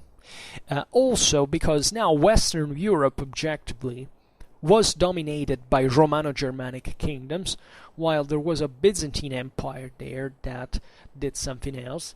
The Islamic invasions also strengthened the Christian side of the story, when also most of Catholic and Arian problems had ceased, basically because Catholicism now was fundamentally homogeneous everywhere, especially in the West, and so at that point it was mostly about Christianity as such to sanction, still on a Roman imperial model though, the legitimization of these kingdoms. There was, though, at one point in here, with a minimal revival even of the European economy during the starting from the 8th century, a sort of renewed interest towards what the Germans had been. There are many scholars started thinking about Paul the Deacon that tells all the story of the Longobards, for example, from the migration from this north.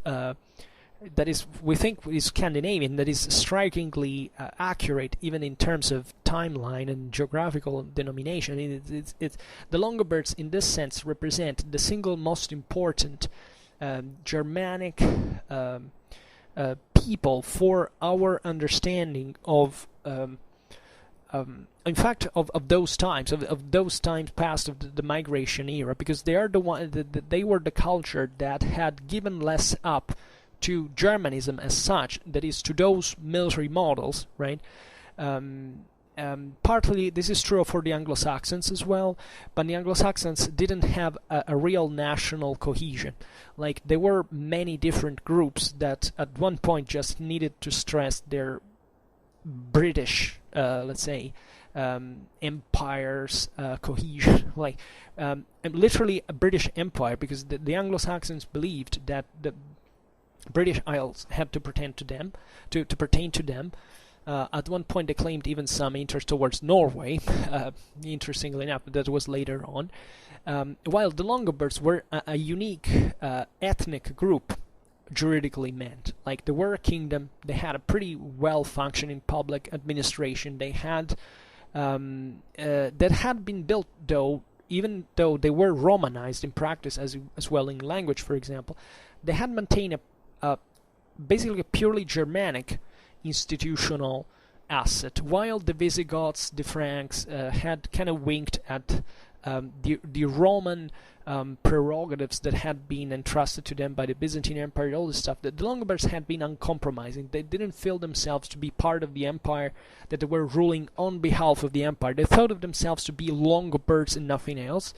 And they had to rule over Italy because that was their natural geographical direction. Since the very first generations, when they founded the kingdom, they had to give a territorial dimension to it. That's the Italian peninsula. That they contended with the Byzantines, which probably also increased the need to stress that specific geographical boundaries.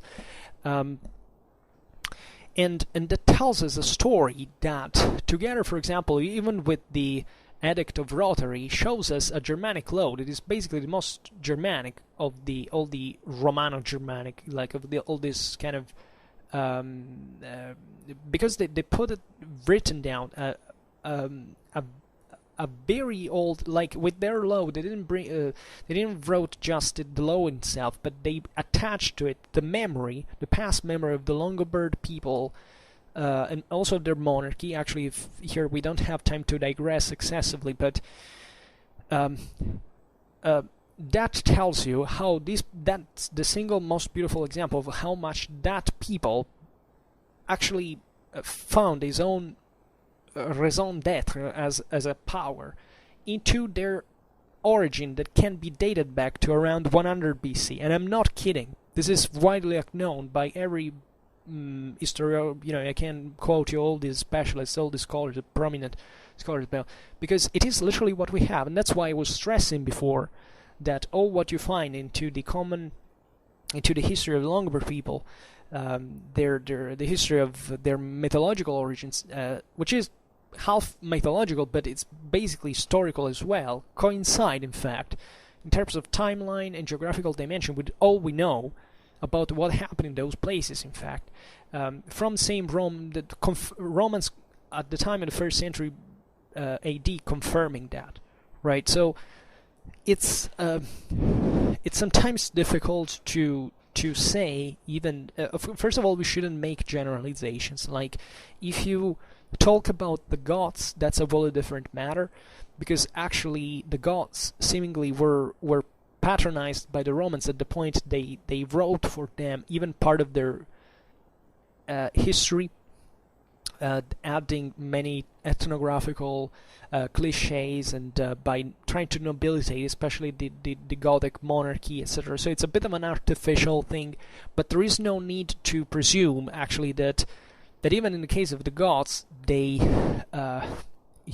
these were a complete creation of the Romans, because there are people who go as far as saying that, which is not really the case, even if the Goths are objectively the most extreme example in this sense, where most of this also fits, telling the truth.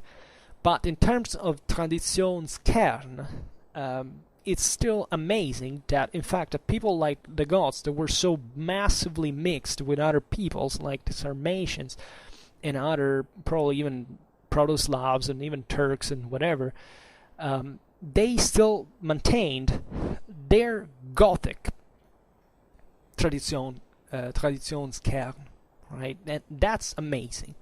It's amazing in the sense that we still find in their names, in their etymologies, etc., the fact that we're blatantly Germanic in language, and that they remain that, even though they collected probably an enormous amount of peoples. And in here there is also the problem of assessing, okay, yes, they were ultra mixed and we know it, but at which point? Because another thing that we often do is pretending that there was these peoples were numerous for ancient standards also around Eastern Europe, that there were lots of other people, etc. But they weren't literally as many at the point that the original core of this, probably in fact Scandinavian and the Germanic, if you want, at this point, peoples had been about. I mean, there is a coherency even in there about if you follow the routes of their migration, their possibilities, that is not so messed up as one thinks. In the case of the Longobards, that I, as you understand, am pretty biased about, because I wrote about them and I like them so much, because they're really one of the coolest peoples I've ever. Read their history, please, because that's amazing. Especially their myths of the origin, their legion. Read Paul the Deacon. Read the Origo Gentis Longobardorum. I made several videos about the Longobards. We still have to go in detail to those. I created a Longobard playlist if you're interested in it. It makes you understand that this traditional cores were astonishingly homogeneous by certain standards. Even if you look at material culture is, culture doesn't mean that they were the same people. So I hate how sometimes these nationalists, in everything, like, every time they see something in common, they say, oh, they were the same people, it's all alike, they were homogeneous. No, it doesn't work like that.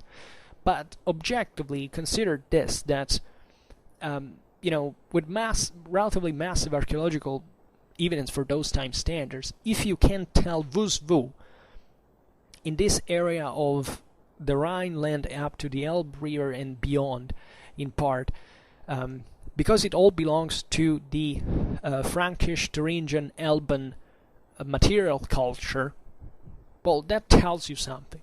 Yet, of course, most peoples lived with that certain type of advancement, but, if you can't distinguish a Thuringian from a Longobard, or from a Frank, or from a Alemannic, what's the deal here?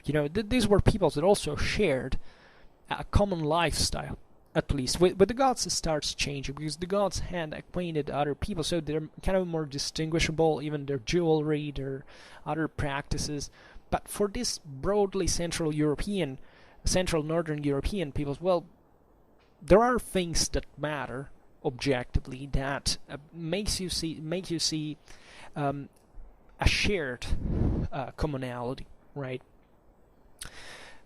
So, in my opinion, when we look at this very complicated world about that, you do realize that we have built an historiographical and ethnographical mythology that largely corresponds to the say Roman fact historiography and ethnography. But even if we don't know much else about these people, there are indicators overall that do not tell you that these peoples were essentially something different. Right? Finding the differences is a very nice sport that everybody can do. But sometimes it's much more important to reason in a kind of a synthesis way, right? You have to give the due credit to. For example, as you know, I'm interested in military history. When you study the military history of the ancient Germans, also during the migration era, you can find all the categorizations that you want, all the cliches like the Furor Germanicus, or Germanicus, let's say better, or maybe the Strategicon that talks about the blonde-haired peoples. That is also in itself very meaningful, because why would you call blonde-haired peoples that they were also other blonde-haired peoples. So, but the Germans passed from this blonde red-haired since a long time. There was also something that the Romans saw as physically stereotypical about these peoples. Today, I don't think there is any people in the world, not even Finnish people, are by majority blonde or with blue eyes, for example. So it's obviously an approximation. After 2,000 years of migration, of mixing between European and whatever, everything changes largely. But there are many indicators that, even as I was saying, when you study military history, you can clearly see that they did correspond to certain essential commonalities, right? The Germans in migration era did fight in a way that you can distinguish from others. We know it. We know it from history. We know it from archaeology. We know it from... we can distinguish them linguistically speaking. So was there a conscious awareness of their identity? Probably up to the 6th century not. And not even up to Carolingian times there would be a clear understanding of what Germanic could be applied to. Like it was in there maybe also a bit of rediscovering of Jordanes that had... Jordanes was a Goth, as you know, and he was one of the most prominent Byzantine historians in that wrote about the Germans and trying to even to nobilitate this people, to grow the thing about his origins, etc. That somewhat made some gross simplifications and whatever, but still had a sense, in my opinion. If these peoples had really been completely devoid of any of some homogeneity, why would they have been brought together all in this matter? You could say, well, because they joined in these confederacies, and that was what truly mattered, which is for the empire, from the Roman historiography, and that's also what Walter Paul stresses. Yes, but it doesn't end there. It doesn't end there, because we can distinguish, of course, for example, the Sarmatians or the Celts from the Germans. I mean, there was, even if there were, opposite perceptions, there was still kind of homogeneity, but there were differences of some sort. Even Celtic language, for example, is different.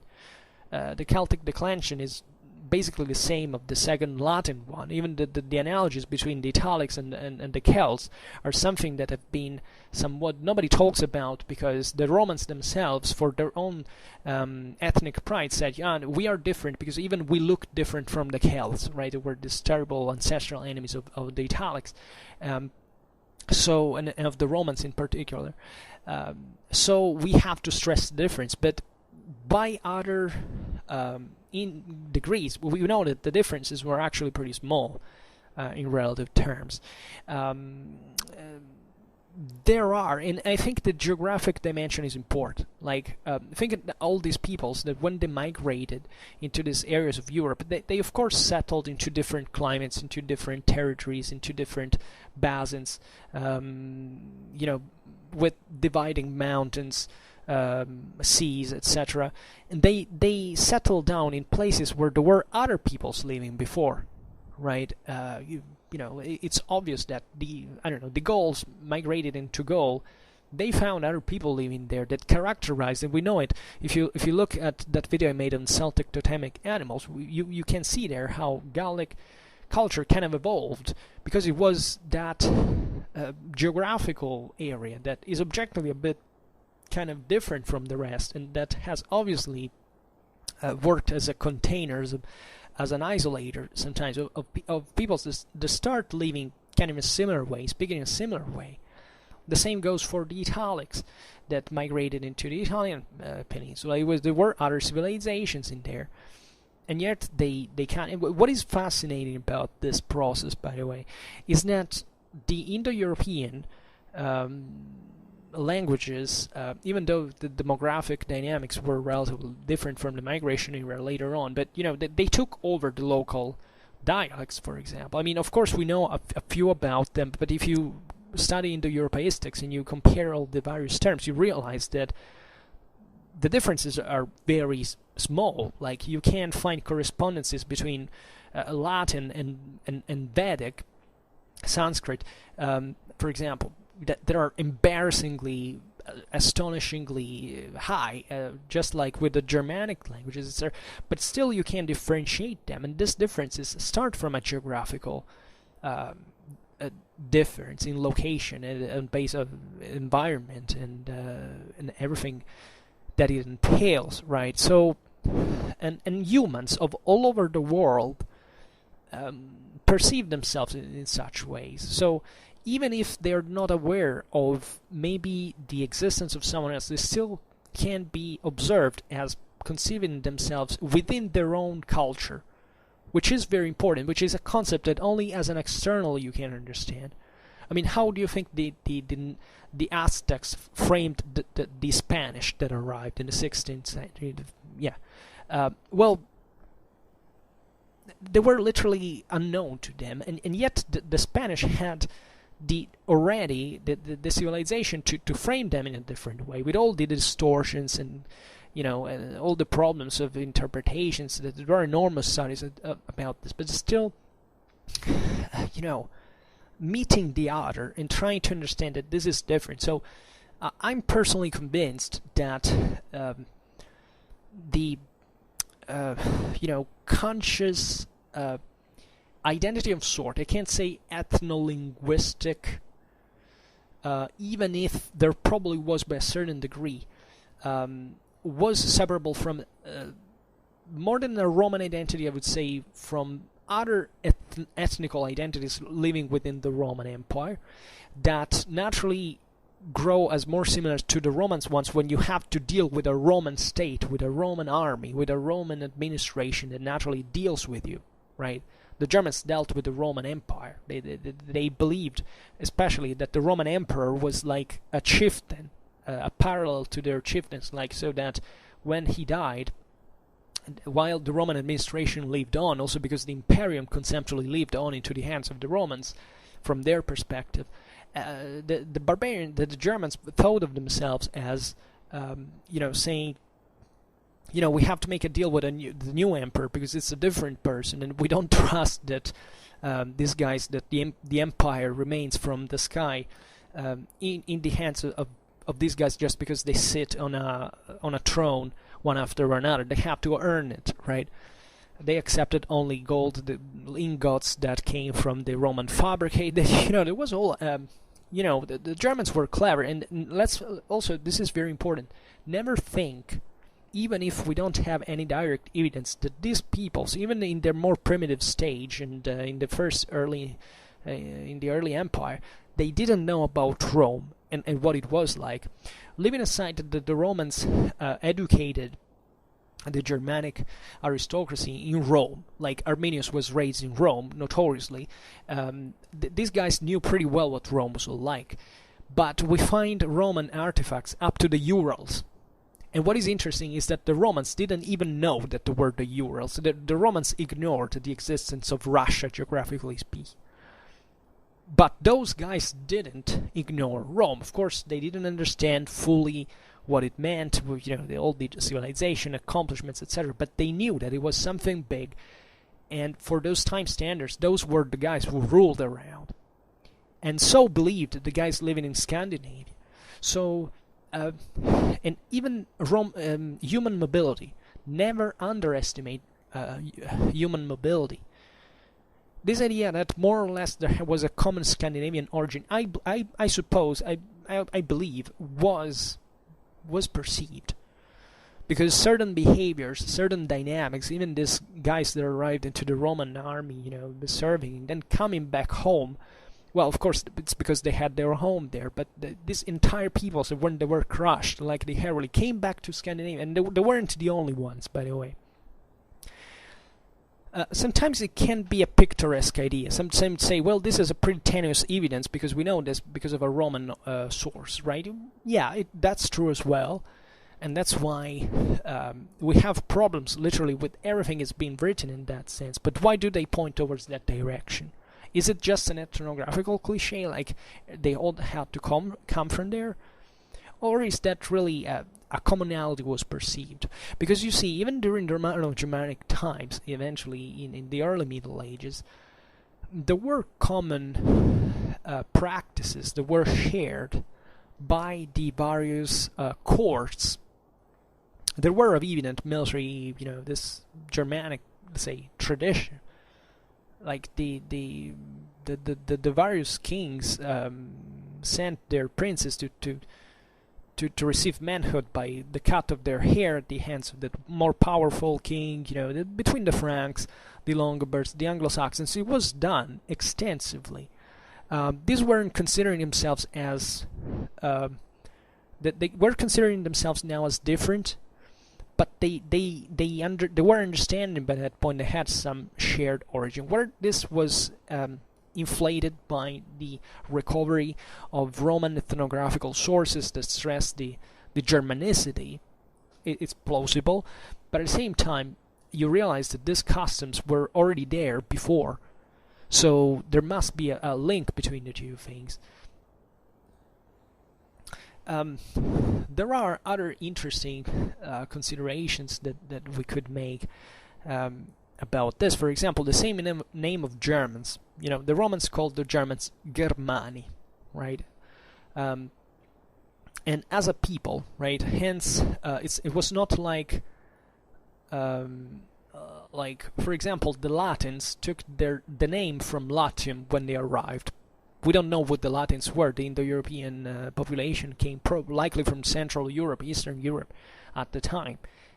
Settling there, we don't know how they were called, but they settled into this area. It was Latium, which means large, because there is the Tiber Valley, hence the Latins, and where Latin comes from. Germany took Germania in Latin took the name from the Germans. So this is very interesting because the Romans identified in this sense an importance, as we will see now, even in the etymology, of the people in itself. I mean, it wasn't a geographical name attached, given to the inhabitants. It was the other way around. What is interesting about the origin, the term Germany is kind of, there is a debate, because I suspect that here we have serious problems too at the end of the day, but I tend to see it more simply. Maybe I'm simpler in this sense, but what does German mean? German. Ger is spear, Germanic. Man is man. So literally it means the man with a spear, spearman, right? Some say that it's actually a Celtic Gaulish word derived from neighbor, right? So that it would be more like a in fact, of a Gallic perspective on the Germans, that however would stress the fact that actually these were perceived, at least by the Goulds, as different peoples in turn, as a different people proper, actually. For example, there is the Old Irish gair, which means neighbor, right?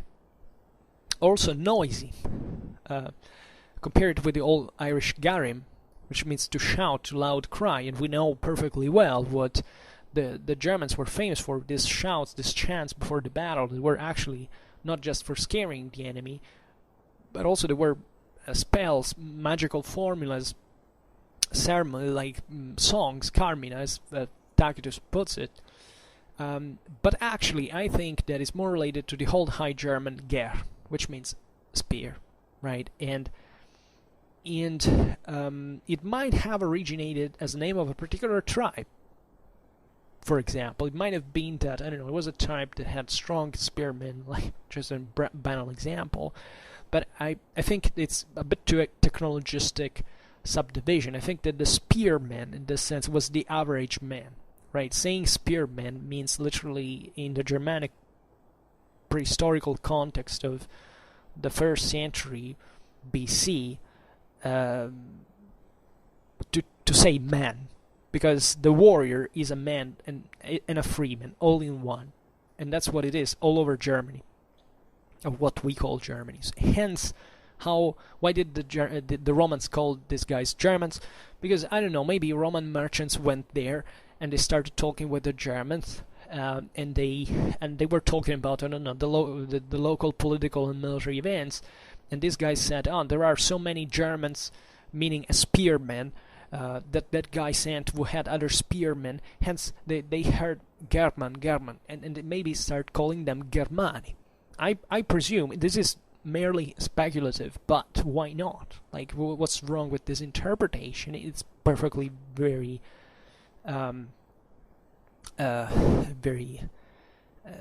clear, right? And so even think about Hermann, the same name. It actually, I know that Ger and Her are two different things in Middle High German as well as in Old High German from Heri, that also in turn seemingly derives from the Proto-Germanic Hariats and the Proto-Indo-European Ker, which means war, struggle, right? So Ker, which I suspect it's the same etymology of Heer also as the army in German, today's German. So Hermann also has as a cognate, by the way, in Old Norse as Her, right? Which means crowd, troops. So a multitude of armed men.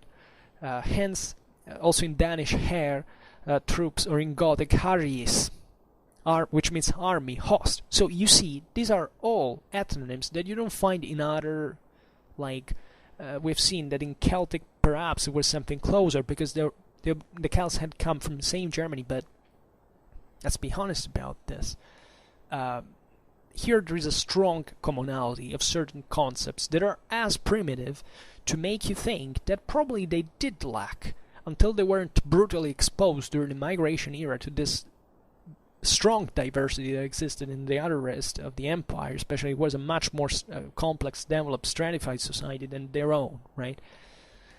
Hence, they didn't need to consider themselves as Germans, because those were the normality of people that didn't even take a name to identify.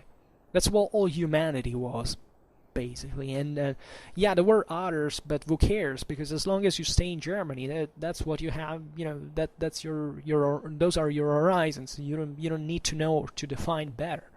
These things start getting defined later. But even in spite of an absence of a conscious identity, right? You can still have that identity, still sharing it, and that's the interesting thing about it, without knowing it.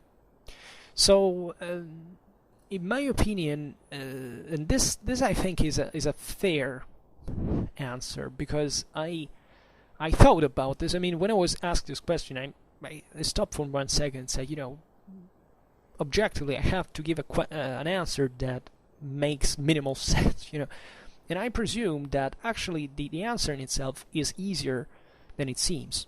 they didn't need to be called in a common way. Because they didn't have anyone to compare to at one point. That's really, and that's how they eventually developed that awareness later on when they were exposed to different peoples. But in the meanwhile, they still shared a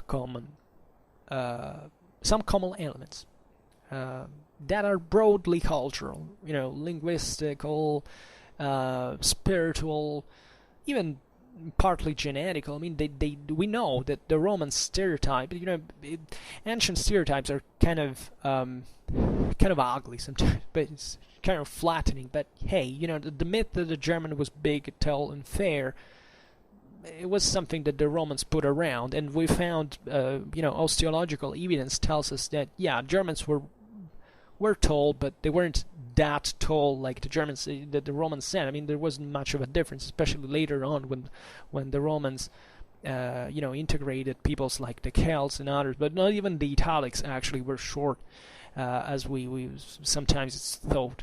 There are reasons behind it. The myth that the German was the big giant who was so muscular and capable of immediate strength, but then on the long run was not resilient, is actually a myth that was stressing the moral virtues of the Romans. But hey, we're still human beings. There are not massive differences in this kind, and in fact, these studies show it pretty clearly. And at the same time, I think we have our main problem to answer these questions is a trap that we set ourselves. Like if you here, of course, there is all the nationalist problem. Like there are people who are obsessed about these topics. Frankly, and I'm not. As far as I'm concerned, I think there are many more interesting things to talk about. But of course, the main problem here is pretending that everything has to have a tag, everything has to be categorized, everything has to be named. Human societies do not work like that. If you study anthropology, if you study, there are problems that are not even posed. You can't study history by reasoning with our own categories. It doesn't make sense, and this is not for I launched these preachy admonishments to random listeners. Of course, this has nothing to do, for example, with the who posed the question, who was actually very clever, and I want to thank again for the opportunity he gave me to actually to discuss these topics, because when I make these videos about the Germans, the migration era, I do perceive constantly the inherent, the level of toleration that there can be towards certain topics, in the sense that every time I post stuff about the migration era, for example, I'm sure that they will cause more trouble. I don't know why. On average, when I share things about, I don't know, medieval education or something, that simply because nobody watches those videos. Instead, I noticed that the migration era videos are watched. People are very interested in them, at least compared to the rest of my other videos, and especially that there is a great hunger of knowledge from many, like. And as I often say, if you Google there, if you search on YouTube, there is not much about the migration era, which is astonishing, because basically the academies have been talking about this since lots of generations now, at least 40 years. We are in 2020 now. These are and they're still hotly debated topics, right? So I'm quite surprised that we don't talk about this stuff so much in popular, in this media here. And this is actually a very good chance to do it, and I'm sure that this video will attract a storm of criticism. I don't know why, once again, because as you have seen here, I think I remain pretty balanced in my judgments, and not that I have reasons to do otherwise, because it's my natural way I approach things here in Schwerpunkt. But these are topics that cause a lot of I don't know why, of malaise sometimes, but also a lot of fascination. So when this happens, it's usually because we should have the courage to talk a bit more about this, and therefore I want to thank the follower who posed this question, because actually, and I say this hurtly, it's very difficult to make a question. It's very difficult to go out there and being the one who poses it, because many people don't have the guts to pose certain questions. Even if they are, they should be normal questions, like this is one, for example. But I don't know, in our world, this hasn't become much like it's a certain thing. Like when we talk about ethnicity, when we talk about all these related topics, it's become very difficult to say something without being misunderstood or even simply not heard and being directly accused of being something that you're not. From both sides, I'm not making a sense like the usual, here's the usual conservative. No, it happens in both ways. Actually, I must say that even if I think to have a relatively conservative outlook, I actually receive much more criticism, even if it's still astonishingly small in absolute terms, from kind of more the right side of the aisle than the left one. I don't know why. Maybe that tells also about certain other things, but it's I'm worried. Like I fear to at one point to live in a world where we won't be able to discuss this stuff, because I don't know why. Or better, I do understand why, but I think it's just misunderstanding and incomprehension at the base. All right, and having a free dialogue, posing these questions, making these answers, I think it's important. So I decided to give an answer that surely is not complete, that surely is not satisfactory, that surely is not. I think, I don't know, even I could keep talking to tell it all. It's not over yet. I think I could tell lots of other stories, right, about this. And we will, we will keep doing it at one point. Maybe not now, because of course I have also other things to do. But we will build this dialogue, and I think that Schwerpunkt in itself gave this opportunity. Like if there hadn't been so many videos about the migration year around, maybe nobody would have even, wondered certain things. Like I'm also new to certain topics, I must say. I don't. This was maybe an historiographical question. This is the part in which I answered the least. But at the same time, I'm one of those people who thinks that historiography, albeit vital, is still, part of a broader way of thinking. That unless you enter the technicalities of certain things, it's maybe not even what truly what truly matters, because it's obviously important, as we have just said. But it still can be. Let's say there are things that are more important, like as the wolf question, right? To me, frankly, that these Germans believe themselves to be Germans or not, which I don't believe largely, but it's not even a problem, right? This is a concept, for example, that when I learned it for the first time, I actually agreed with, without much of a trouble, because I don't, like I expected it, even considering other peoples, that there isn't anything strange for which this should have not happened for them as well. So yeah, and but yet I must say they're very complicated topics. Like I try to narrow it down to make it digestible even for anyone who listens, actually. But they're way more complicated than this, and probably in the future I will try to get a bit more in depth and detail. This is what you like, albeit I repeat, it's still not my field of expertise, so I try to remain a bit detached even from things I don't know. But even talking in general about this helps you to reframe, to rephrase, and to reshape certain concepts. That talking is important, right? And confrontating with others is important, discussing, debating. If there wasn't that, we wouldn't go very far, honestly. So I hope that at least this video was productive in some sense, will leave some positive think, some food for thought, and that's it. And alright, so I think this is all for today.